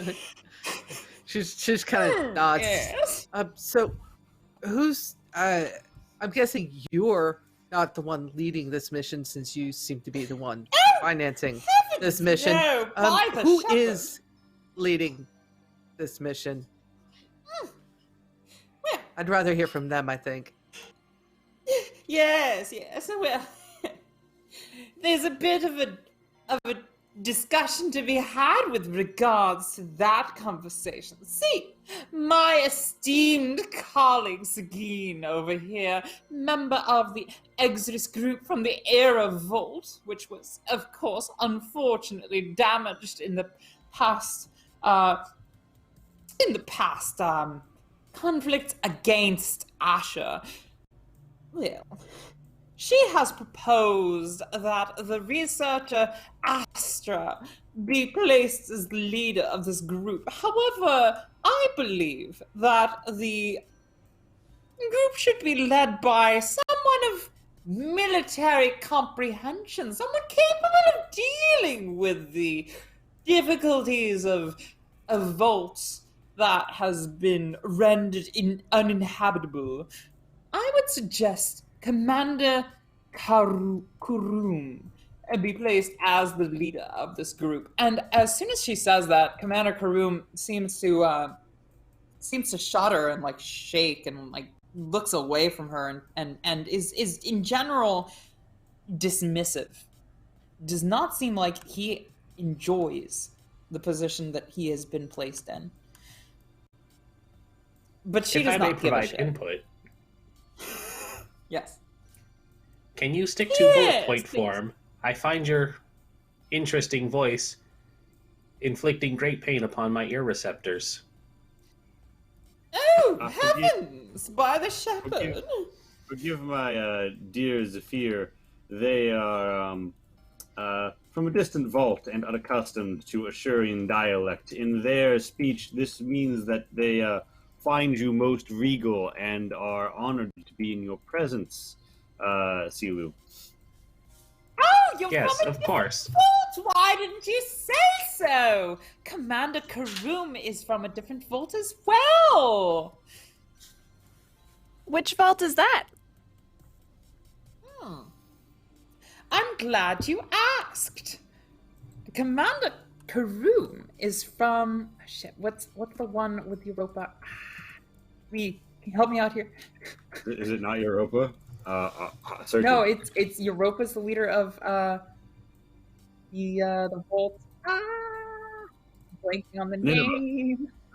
Nineveh. Yes, thank you. The Ninevan. Yes, that's his cleavage. Nineveh. Yes.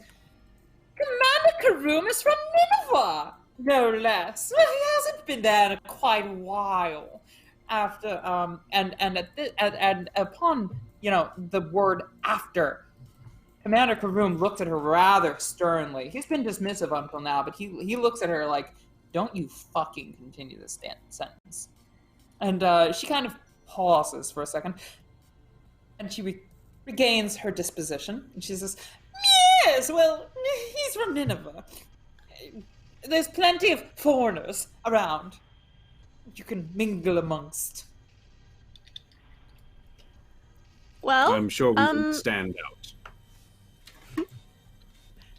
Captain, it's lovely to meet you. You don't seem like you want to head up this expedition. We're a great team. I think that you or the researcher Astra would have a great time with us. The man by finally far. says a word. He says, "Oh yeah, sure, yeah. I fully intend on doing what I'm hired to do. I don't have any preconceptions of grandeur or performing some sort of necessary function for the station or bringing back a lost vault. I'm just here to make sure that everything goes without a hitch." He sips his mug. That's the spirit. So confident. I love it.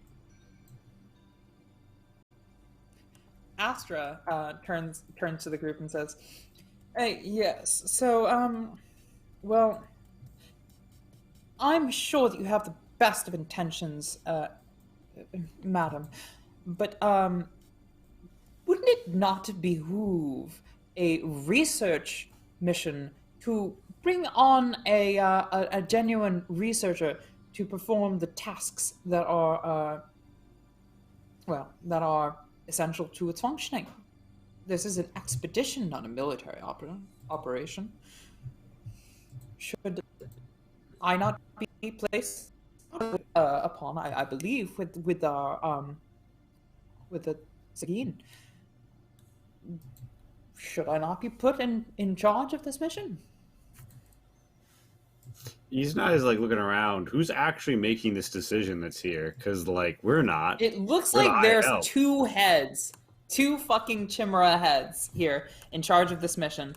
Sagin and Mazana, and they are at odds.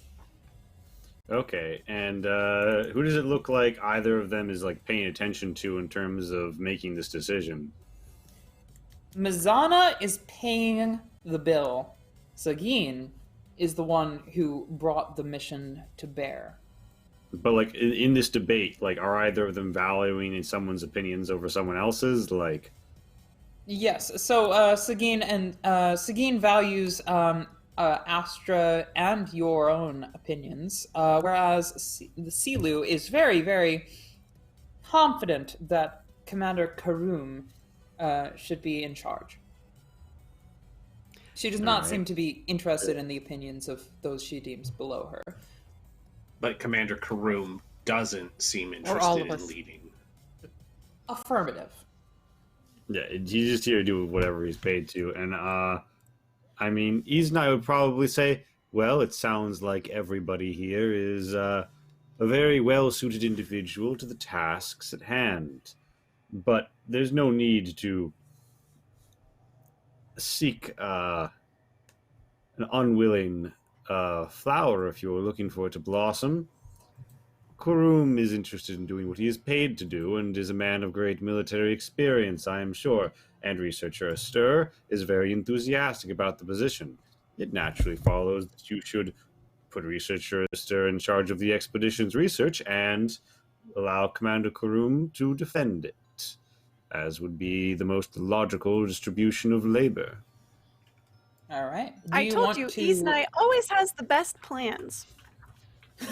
Marvelous. Do you want to put anything towards a roll here? Because I will have you roll to convince the Silu that she should let somebody aside from the person she's handpicked.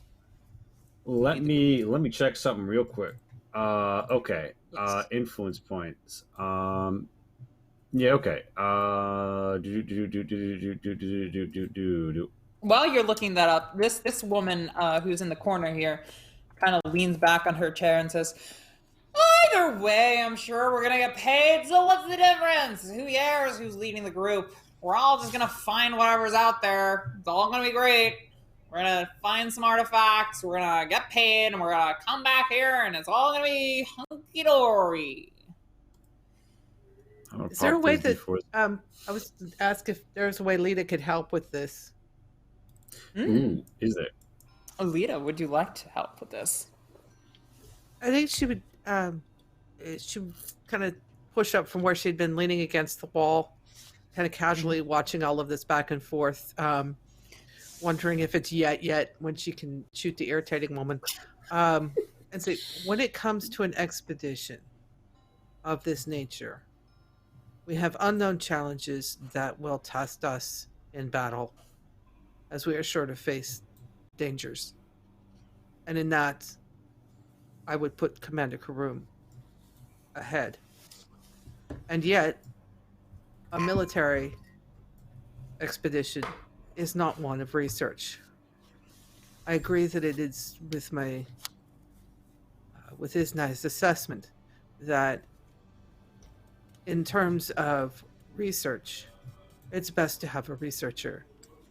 In terms of defense, it's best to have someone of the military, with the understanding that when it comes to the safety of a quest such as this, research must give way to defense.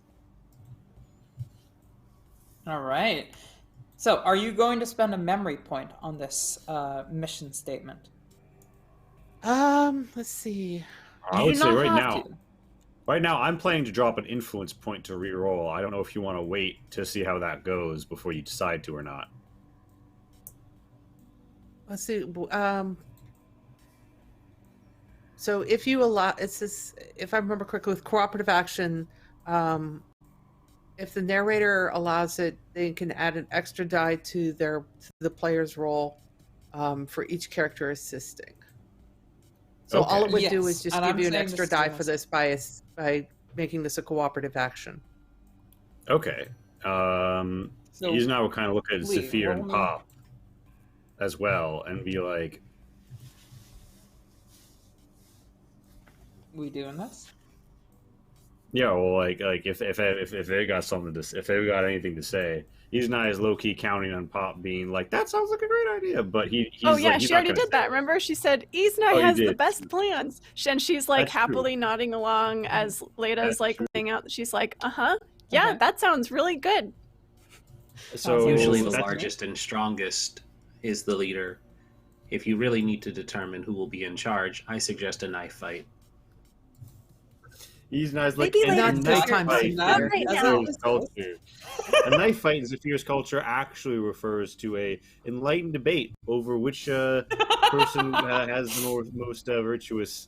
It's the knife of ideas. Anyway, long story. And I get two more. Roll D4s, me two right? more d4. Yes, roll me 2 more d4. Okay, I'm so sorry, that's I didn't 5d4. realize you were explicitly assisting. I don't fucking get any of that shit, and I spend the influence point, and I'm re-rolling There it. we are. Okay. And you know what? Turns out I did all right. Oof. All right. And your proposal is that Aster takes precedent over Commander Karoom. Yeah, she would. She'd be like running that shit, but the Ninevan would be like, running security. Yes. So the Silu looks you over and looks the rest of the group over and says, "Oh, I suppose if I have to base this decision on the majority ruling, then I suppose the Aster should be leading the group. But if any hardship is to befall you, you would defer to the orations of Commander Karoom. Is that what I'm to understand? In cases of conflict, it would be Karoom's decisions to make, but in cases of research, then perhaps the researcher should do things." And Karoom's like, "Yeah, that sounds like what they're saying." And Sagin's like, "Yes, that does sound like what they're saying." And Aster's like, "Yeah, that sounds about right to me." Sounds like we're settled then. Fine. Ugh. Very well. Just want to make sure I'm getting my money's worth, if you understand my situation. Bankrolling such a ecclesiastic operation is just It's so difficult to ensure that I will profit by it. You understand, being citizens or future citizens of Ashur yourselves. Indeed, in the spirit of the shepherd's guidance, may we seek the most appropriate crook for our flock.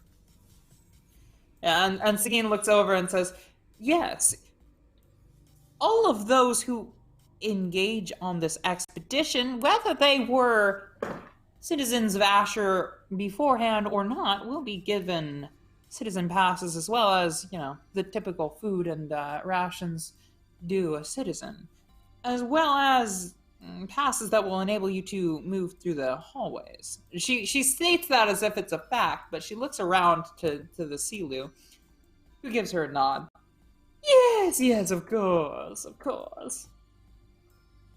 Right. Perhaps indicating to you who exactly is the one giving you your citizen's pass. Cool. Can I Lita have looks it at now? Iznai, raises an eyebrow. Like, is it now? Is it yet now?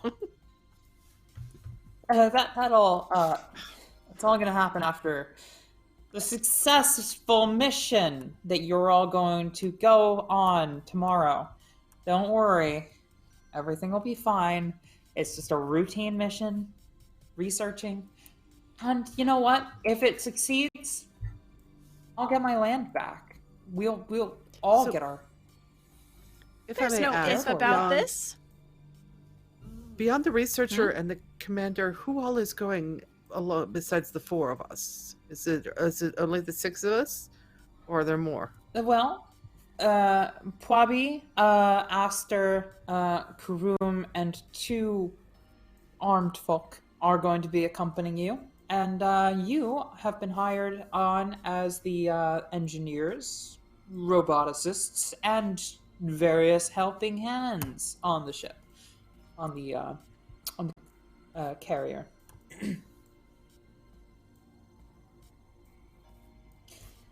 It's not a very large expedition, but it is one that intends to ascertain whether settling in the Era Vaults will ever be possible. And if it is possible, when? And if when, how soon? Well, I think you've got the You right group understand. for this. I'm sure I do. Probably leans back have in her, very- in her chair and says, Very helpful hands right here. Me and Saphir both. marvelous. Bobby says, yeah, the helpfulest of hands. Whoop-de-doo. When are we getting this shit show on the road?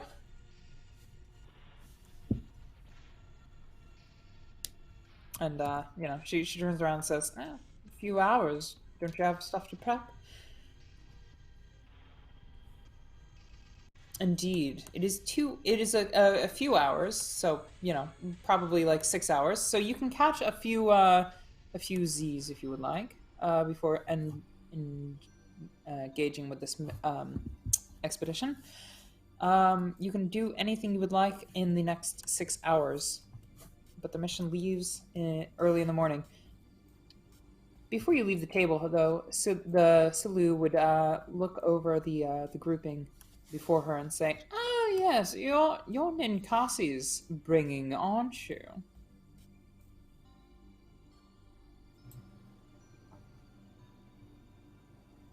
Is this a problem? She introduced us. It's not a problem at all. I just was wondering how she was feeling. I haven't heard from her in quite some time. We will. You should reach out to her. We will send her Oh. your kindest regards when next we meet. Of course, much appreciated. I was hoping to have her over.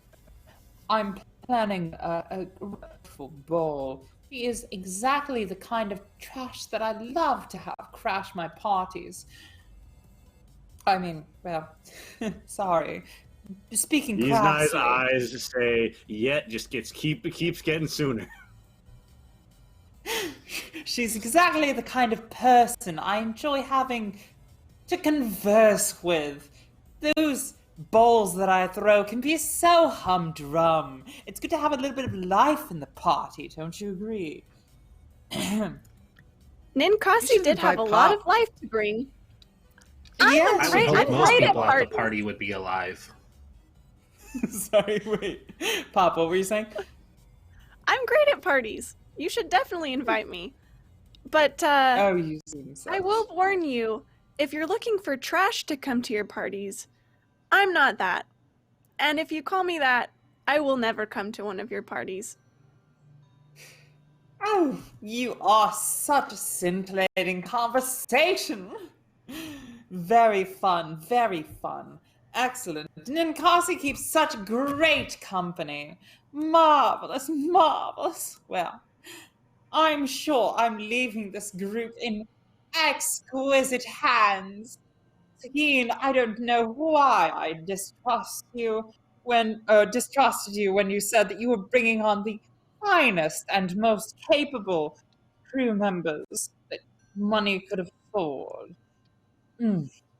I leave in good faith and assured that your crew will certainly fulfill your duties. Mm. And she Could I fucking don't know if there's like a I don't know if there's a check if like this is a check or what, but Hmm. can I get a sense for if she wants this expedition to succeed? Yes, so this would be something akin to a sense motive or something of the sort. I will let you choose how you would like to phrase it because it will go into your logs. Do you Mhm. want to do a memory point on this, or do you want this to just be a 3d6 or 3d4? I think that I would like to. Well, I guess can I roll and then decide? Is that an option, or I'm do gonna I have you decide decide beforehand? beforehand. That's fine. That's fine. That's okay. I will. I'll go ahead and use a memory point then, or I guess two, Okay. because I want to form a memory or write it down. Oh, I guess. you want to be good at this particular thing. Yes. Yeah. Okay. Oh, so what are you trying to benefit at? What are you trying to learn that you're good at? Sensing motive? Yeah. Yes. Like, yeah. And I think her whole demeanor and kind of her like better than you vibe, I think I remember walking in the sun. Well, I don't know what it is, but bright. And I'm wearing these sunglasses again, and I walk by some other girls. Yeah, thank you. I would put them on, but I don't want to move my headphones. I walk by and hear some girls whispering, and then one calls out to me and says, "Hey, nice sunglasses." And they all start laughing, and I can quickly tell that they don't actually like my sunglasses. And I think this is kind of where the memory fades, but I actually start moving over there to like tell them exactly what I think about what they've said. Like, I feel angry and I'm like gonna go give them what for, but then that's where the memory kind of fades. So Excellent. I So give read me their that sarcasm. 4d4. Beautiful.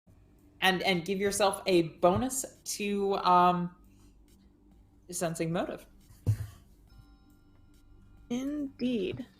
Very useful. I was typing it. I was job. typing it in Twitch chat. Oh, yes, 4d4. Yes. Take it out.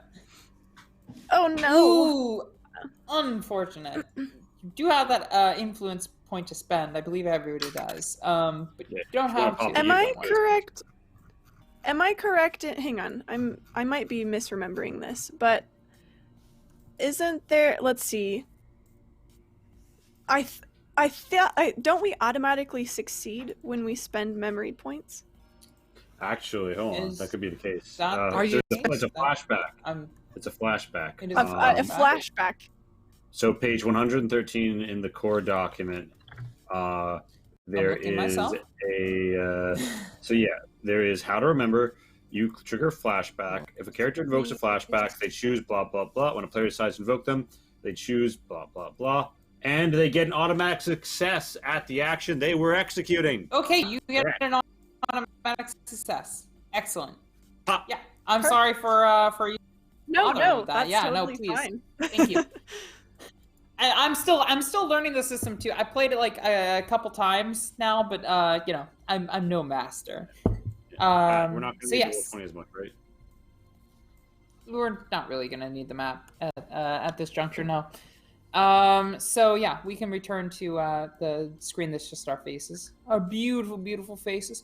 So you got a success. So what were you trying to garner from Silumzana? If she really wanted this, if she really wants this expedition to succeed, or if she's kind of thinking that she's setting us up for failure and is like delighted by that. So it's a bit of a nuanced response, but I will go ahead and tell you what you interpret. The Silu does not give a shit about the concerns of the Exodus party. She doesn't really care if they resettle it or not.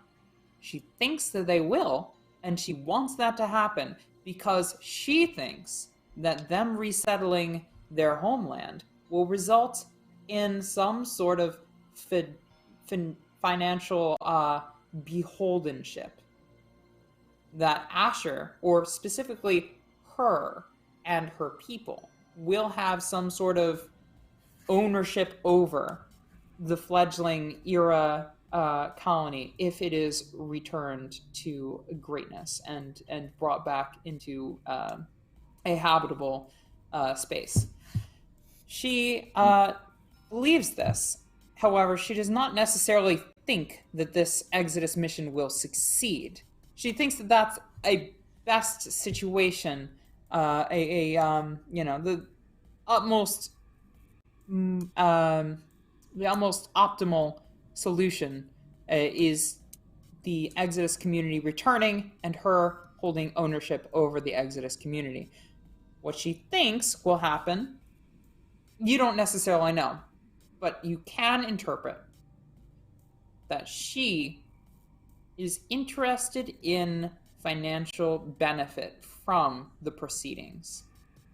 She doesn't know if she's going to have a colony under her control, or if she's going to get fancy artifacts or other sort of things that will benefit her. She seems knowing, but quite assured that this expedition will bring her some sort of financial boon.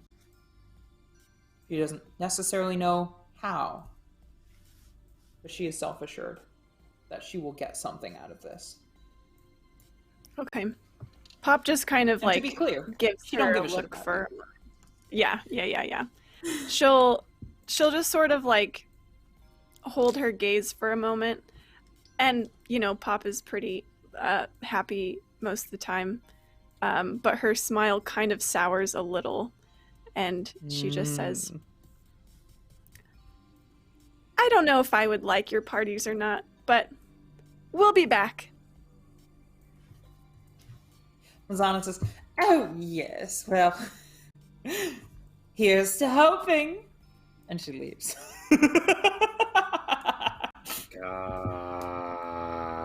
I'm looking at Lita like, part of me wants to, but not yet. Wow, I feel like I should hate her. And I'm like, Zephyr, you are developing a great intuition of Ashurian culture. Hatred Lita's is something actually- that comes naturally to us in regards to organics. Lita's actually organic pulled out a- individuals. Yeah, Lita? Lita's actually pulled out a piece of wool. Just a little bit, and she's holding it in her hand, and just kind of like in her gloved hand, like And then she just puts it back in her pouch as the woman walks away. Because this just triggered. This was part of yeah, that was triggering for her. She also looks like she's got a banger of a headache too. Lita's just like not doing good. Again, turns around and faces the group and says, "I'm so sorry you had to see that. She's bankrolling this, but this is my expedition, and yeah. So you'll be returning to me when you return, and you'll inform me of what has transpired and what you've learned. Anything that would benefit the return of Ira is important to me, crucial to me. I represent the community that lives in the Little Sisters that descends from those who left the Ira vault when it was destroyed by Ashur. Rest assured, we will make sure that this is a thriving, independent community when it is returned to us, if it is returned to us, if you find that it is habitable, or I'm sure researcher Ashur is very qualified to determine those things. As for us, we humble ship hands. Well, the only concern I have is when we return and inform you, you'll have our money and papers, yes? Yes. And Rest how assured, much of that is up front? The money, I can give you some now. But the papers, the Silu is responsible for dealing with. It's all part of the credit scheme. And you're certain she will be... She can't afford not to. Let's just say that the Ira community may be dispossessing of a home, but we are not without means or influence. I, personally, am connected to someone quite high up in the food chain with regards to politics. So, rest assured, I will do my job if you do yours. Very well, then. She turns to Patriarchy is always Commander looking to Karoom. exert its influence. Sorry? Lita's just like patriarchy is always looking to expand its influence wherever it can. Oh, indeed. Indeed. It's aggressive. But I'm sure the Silu patriarchies will are. not interfere too much in the proceedings. And when she says that, she very, very pointedly looks at Commander Karoom, who is, to be clear, not interested and very clearly not gung-ho about what's going on.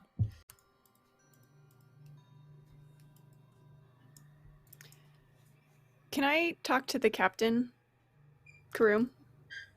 Yes, you absolutely may. So I'll go up to him after the whole meeting Seguin is starts over. spreading things. Yeah. Everybody parcels out. So, you don't seem that excited about this whole thing. I'm guessing you're not really personally invested in this. Not particularly. I'm from Nineveh. Everybody calls me the Ninevan instead of my name, which is, Why is that? Because I'm from Nineveh, which is, Oh. I guess, weird. I'm a foreigner. It's a bit pedantic. Yep, but I'm not actually a Ninevan. I'm from there, but I can't go back. I'm an Ashurian. And yeah, well, I'll admit I'm not the most enthusiastic about what I've been brought on to do. The Silus can be demanding. I'm just here to make sure that nothing goes awry. Look, if you guys do your job, I'll do mine. Everything will go off without a hitch.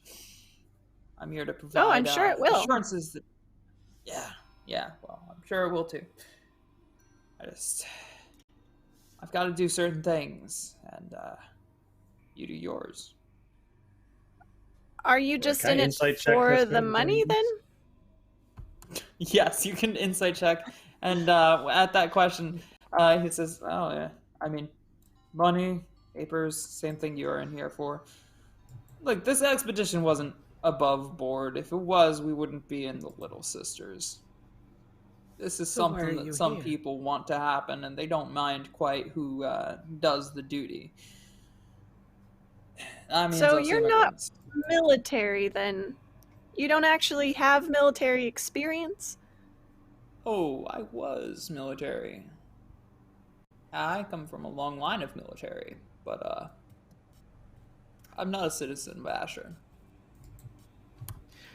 Does he physically look like somebody from Ashur, or does he look like somebody that's from the Penumbra? There's not like okay, fair point. I was gonna say there's not like a physical differentiation between like members of Penumbra, but no, he does not look like he's from Penumbra. He does look like Okay. he's tall, gaunt, thin. It looks like he was born Okay. and raised in low atmosphere. Okay, because Lita's got the build of somebody that's from Penumbra, so I was wondering if he Yes. was having that same disconnect of somebody from fitting in. Pop also, notably, I didn't inform you of this earlier, but Pop, you do have the build of somebody from Penumbra. In fact, when you first arrived in Anumbra, you found that you were stronger than literally everybody else here. That's since Whoa. faded, and you're pretty much on the same par with everybody else. But you are a little bit stockier, shorter in general than everybody else. Even if you consider yourself tall, you're tall for a Penumbran, which you're not. People would hesitate to categorize you as either a Penumbran or an Anumbran.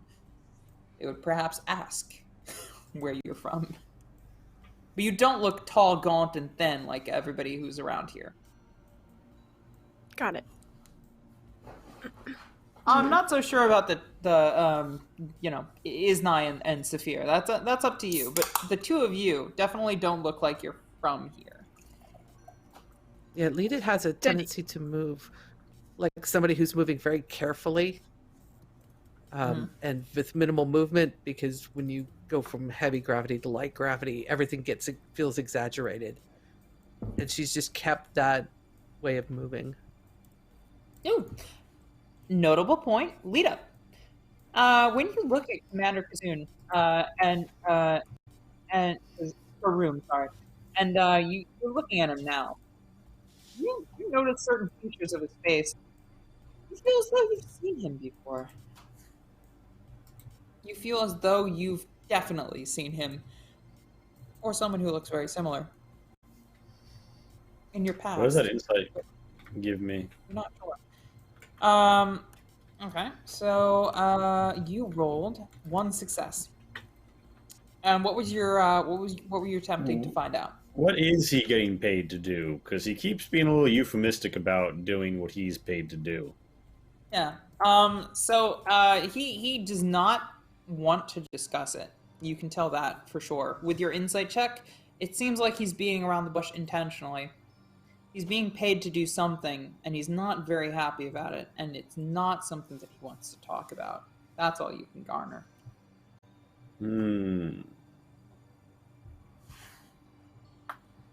But yes, that goes without saying. Like, this guy is not happy, but he's doing something that he does not want to be doing. Previously, it was potentially leading this group. Now it's just up in the air exactly what he's been brought on to do.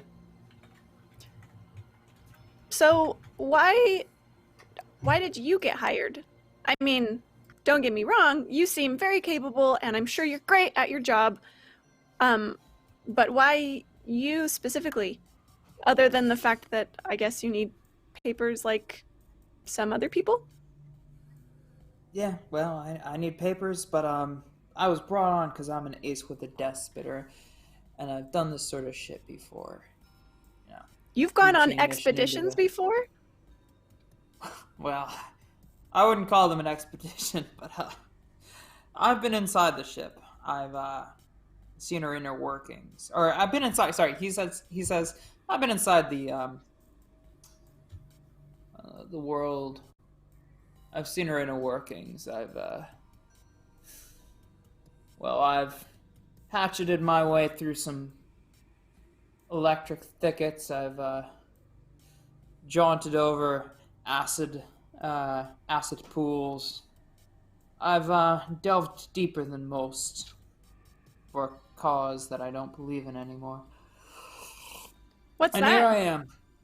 Now, at one point, it was it's not worth going into. I mean, didn't we have win. 6 hours. Yes, 6 hours. That'll definitely cover the nuances of. You're not from around here, are you? Nope. That's why I need papers. No, I didn't think so. Yeah, that's why we all need papers. Well, let's just say that sometime in the recent past, some bad things happened, and some people with good intentions did them. And I I wasn't see. one of those You're people. like Iznai. You like to be very mysterious and keep things, close to the chest on a low profile. I know just your type. Okay, I'll stop asking questions. You don't want to talk about it, I understand. But just know, if you ever need a friend or a listening ear, I am here for you. I tell Iznai the same thing. Well, Wholesome, yeah, wholesome conversation in the moment. he pats you on the back and he says, "He's nice. Better off having a friend like you. Better off." You can have a friend like me kinda too. turns. Yeah, I'm sure we're gonna be on a long expedition together. I'm sure we'll get to know each other quite well. This woman in the corner who's mostly gone unnoticed says, "Yeah, likely story. You're an enigma. Anyway, where's the keg I was promised? Somebody told me there would be booze." Aster's like, why are you like this? Is there a place where we can sleep? Our prior accommodations are no longer yes, of course. habitable. Commander Karoom says, "Yes, there's a small barracks in the back. I've been staying here for a couple weeks now, actually. As soon as the project was announced, Aster and I were brought on. Everybody else seems to be everybody else seems to be brought on after. It's always been Aster and me. Isn't that right, buddy?" And Aster kind of like looks at him like, "Huh? Yeah, nah, Aster's not really a conversationalist. Nor am I. But anyway, I'll show you the Yeah, I barracks." was gonna say, you don't seem like a conversationalist either. So you guys probably get along No. great. A lot of silence between us. Pungent pauses. I like to read, so does Aster. We read totally different things. Get along quite nice, actually. Pretty sure neither one of you knows how to read a room. Where are the barracks? It's like in the back. Let me show you. Hey, Aster. Thanks. You got things up front. And Aster's like, what are you proposing? I don't know what you're saying. He's like, yeah. I'm gonna go now to Betty bye. I'll see you in the morning. That was very weird of you to say. I don't quite understand what you're. Oh goodness. All right. Well, better be researching and preparing for this mission. The Nineveh heads north towards the barracks. Who would like to sleep for the night? Who's gonna stick around?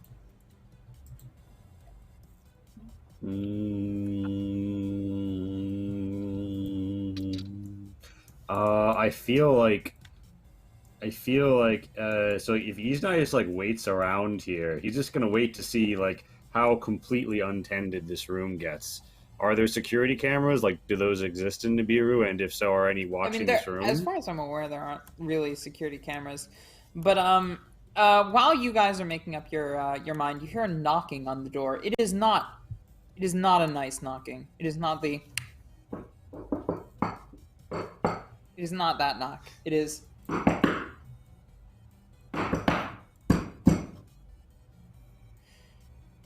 And That seems quite insistent. Open up! Oh, maybe we should. have reason to believe. We have reason to believe that you are harboring fugitives within these walls. Sounds not like a just voice you stepping- vaguely recall. That's us really casually stepping back, kind of like, Pop will Lita's grab going to Saphir's step- arm. Lita just steps in here around the corner, but the cloak is thrown over the shoulder, and she's just holding onto the death spitter in front of her, kind of trying to keep an eye around the corner to see what happens. But she's ready if somebody comes in. Guns blazing. yeah. Saphir over one here. will be too. Oh, okay, Get Saphir Saphir, out let's of go there. over here. Yes, let's- Pop's gonna like move with Saphir, I guess, over towards Snake. Far and out of Amazing. Yeah, sight. yeah. Running out of sight. You see Axter actually kind of stammering like, what do you, where are you? Oh goodness. And you actually hear some mad cackling from Quabi. She seems like, oh, this is getting off to a great start. A wonderful mission, Expedition Plus. This is great. As the secretary answers the door, and you hear Agent Sasuda answer. Open up! I have reason to believe there are fugitives within these doors. People who are here without lawful citizen tags, or who do not belong in the glorious city of Ashur. Smugglers, vagabonds, vagrants, degenerates. Open these doors, or else I shall He forgot ne'er dwells. ensure that they are opened for you. The secretary says, yeah, one moment, I'll check with my boss. And she walks off screen, communing with Sagine. You have a moment Lita leans you over. could possibly input. I'm gonna be Lita like, I'm leans gonna over, be whispers like, to the commander. Go ahead. Oh, sorry, what? in this corner, Lita? Izna is just like, get somewhere deeper in here, find side exits if we have to go. And I'm gonna just be trying to like get progressively further. Fair. Lita, what are you proposing? She leans over and whispers to the commander, "You're in my line of fire. Move." And if The commander she's says- ready, he Line of fire, are we, oh shit, I can read a room. He stands out, he stands out here, and he says, give me a moment. I'm, just verify for me for a second that, you're the fugitives he's after. I can neither confirm nor You- deny. He looks at you with, like, such a knowing look. Upon your statement, She's just he prepared. nods. Hmm. Yeah, feel free She to... gets a clear line of. Yep. All right, she gets a clear line of shot. He's like, all right, very well. And he walks up to Sagine and he says, let me handle this. And Sagine says, are you sure about that? And he says, yeah, I'm pretty sure. Over here, what are Pop, Saphir, and Iznai doing? as the commander Iznai- walks up to the door. Iznai told Pop to get, like, just continue to get Saphir out of the way, kind of thing, right? Yeah, and I'm like trying to like find are there side, like, basically I'm trying to explore and see, like, is there a side exit we could take if we needed to, or There like are a a way few into that maintenance you could tunnels below. go into. It looks like Alright, they well- take you further into the institution, which is a very large carved out portion of the inner workings of this portion of the. I'm gonna vault. fucking like stand near like something that and like try and make myself look busy, and I'm gonna be like, all right, everyone's gonna like hang your heads and pretend that we're fixing pipes. And I'm like, Zafir, I don't you know know all how to about pipes. fix pipes. Don't worry. What, Zafir, pipes. And I point to like Clearly. I like point to a pipe that isn't Clearly, broken, yes, I do. and then I like slam it the wrong way, and I'm like, it needs to be fixed now. Yes, of course. Saphir knows their way around pipes. I will just yes, so follow all this- Saphir then, and like copy what they're doing. I'll just be the shadow that is completely unnecessary for this job, but just like Excellent. pointing and like handing things and whatever, being useless. Road crew rules. Road crew rules. It's a 2-to-1 ratio on who's actually working. Exactly. Iznai's like keeping. Iznai has a lookout. Mhm. Excellent.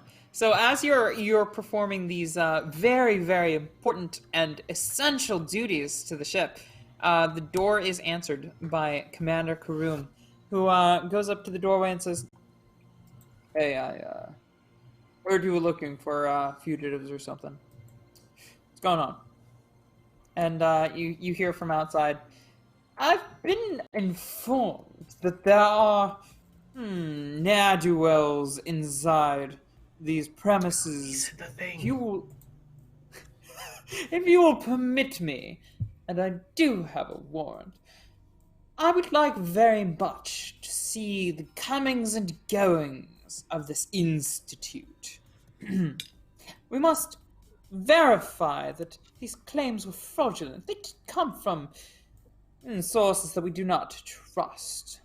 And you hear him say, you hear the commander say, "We? What do you mean we do not trust? Are you talking about like the Ashurian primarchy here, or are we talking about He looks down at his feet, in a manner that you assume he's doing that for show, even though there's no one there to see. And he looks back up at the door. You, about the Primarchy, or are you talking about the Covenant? And at that, you hear like, "Oh, the Covenant! Why would you ever assume that I wasn't some sort of official or something? Oh, the Covenant. Well, and I'm afraid that the Covenant's jurisdiction ends where mine begins. I'm not the leader of this group, but I am in charge of making sure that everything goes off without a hitch. And friend, you seem like you're a bit of a hitch. So maybe you should bring a warrant that actually matters. Go speak to some sort of politician in charge of the Little Sisters, if you want to get in here. But I'll save you the trouble. Ain't nobody inside this doors that don't belong here. So best be skedaddling."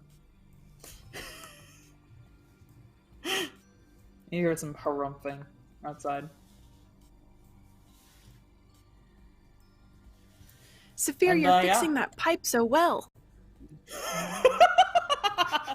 There's the very Yes, soft I am an click of a expert at safety pipes. being thumbed on.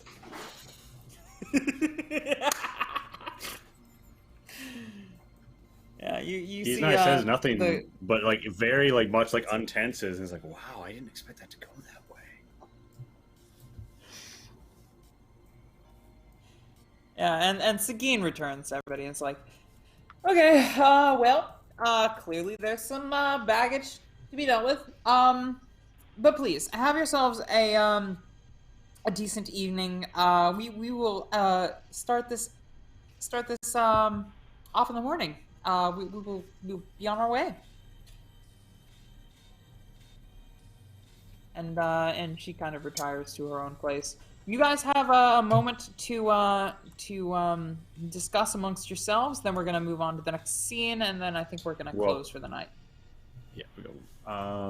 I'm just like very relieved. Like danger past. Maybe we 6 hours should before find some like disguises for ourselves. I mean, I know we're going to an expedition where we shouldn't run into guards from the city, but like getting out of here might be a little sticky if we're just walking around with our beautiful faces out for everyone to see. You have a good point, Pop. Yes, something that would obscure our visages. Yes. Have we figured out a way to remove our faces? Oh, no. It's not We that don't we do remove that. the face. It's Oh, like good. it's covering it. Think of Yeah. it like a new You coat of wanna- paint. You want to keep your face, Saphir. It's a really nice face. I am quite fond of your face as well. It does have a nice face. Pop Okay, like yes. blushes a little bit. I am partial to all our faces remaining as they are. Oh, this is cute. Family-friendly momentary in the corner. Lita softly turns on the safety like about to shoot. 10 seconds from shooting a man in the head. What's going on? Three Stooges in the corner fixing a pipe. Amazing. All right, so I'm assuming you guys rest and are well acquainted and ready to begin the disembarking the following day. Yeah. Badoop, badoop. It's nap time. We have a nap. And there's like two more people who are the people with guns that we saw before, but like in a different context, so they're okay now. Definitely not bad guys, even though they look exactly Definitely like not. the people that you saw before. Womp womp. Just two of them, just two totally not unnamed mooks, just chilling with you guys. Yeah. They So, definitely you have guys- names. Yeah, they totally have names. In fact, if you were to ask them their names, I would make a name for them. Oh, Pop has definitely asked them. Pop asks everyone. She's very friendly. Putting me on the spot here. Okay. You have suggestions from chat? Hey, yeah, chat. Do you have any suggestions for what these two Name the Death mooks. Spitter wielders, Name the mooks. the two mooks that are accompanying this journey should be called? I will leave it open until kind of towards the end, and I'll Yeah, although say what their Pat, names are. this is rather yes, the it end. is We've towards hit- the end. we've hit- Exactly. we've You hit the all 10 you mark, all rest so- well. Yes, you all rest well, Ooh. and you wake in the morning. And Lee, do you have the art for the crawler? Yes, indeed, I Excellent, do. excellent. In the You wake in the morning. morning, and your ragtag group is assembled before Sagin and everybody else in the immediate premises. And Sagin looks over the group and says, "Oops! Oh, look at that! Lovely art that is in the Nibiru 4 rulebook. If you would like to purchase that, that is available on their Kickstarter right now as part of their expanded Nibiru Kickstarter options. If you spent more than just the requisite transaction for getting the PDF of the expansion pack, you can gain the core rulebook as well at a very, very, very nice price. Ian looks over the party and says, excellent. Well, I'm sorry about the formalities and how difficult everything was until now, and if I'm right, Ninkasi has been missing for some time, and I can't quite say why that is, or whether I'm even remotely responsible for it, but I'm sorry about that too. She's a bit of a maternal figure to a vast populace that is, well, perhaps not citizenry of the city of Ashur, but certainly residents and meaningful. I'm not one for speeches, but please be safe, and if you can, it would mean a lot to me and mine if you could find Ira and figure out if there's any way we could possibly live there once more. It's been a long, long time since the war and since the vaults were rendered uninhabitable.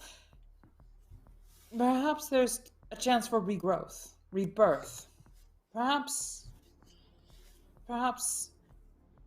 you can find something that will help you. Help me leave Ashur and return to the vaults I call home. We Though hope we I can was help never you. there. Thank you.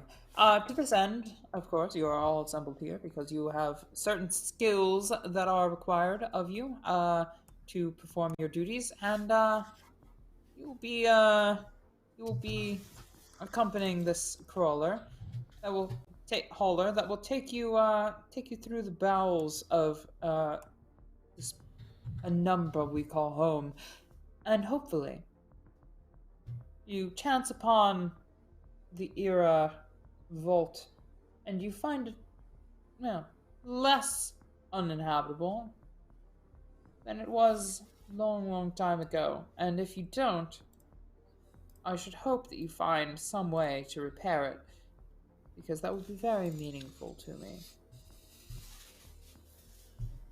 Aye, aye. Commander, yes. Commander Karoon nods in solemn acknowledgement, but not necessarily agreement with what she's saying. Pop, however, says a very, very flamboyant aye, aye. And Yay. here we are, the beginning of a journey. Hooray! Any final remarks? He's Aye, just aye. really glad that they didn't die. I think that's the wrap. Aye. Is there a usual sign off here? Like, are we redirecting them some right. or? Excellent. Well, thank you all for coming out. Thank you, my lovely players, for being as amazing as you are, and for indulging me in my power trip here. And thank you all for bringing your best to bear. And I'm sorry very much for saying to bear and bear down upon you so very frequently throughout the entire session. I should work on expanding my vocabulary. Yeah, I guess you were overbearing in the dialogue. I'm horrible. It was Also, really we will be overbearing. rating. We will be rating Fable Forge RPG, so get hype, everyone. And remember, we're all going to be wonderful little chatters when we hop over there. Thank you, everyone who came out and chatted. Really livened up the experience. Thank you.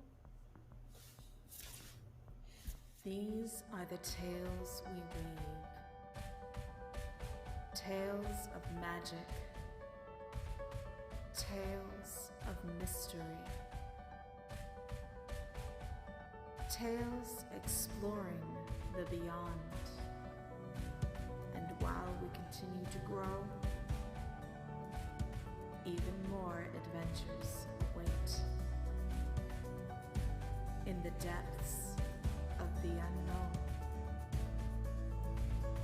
Will you join us in the telling?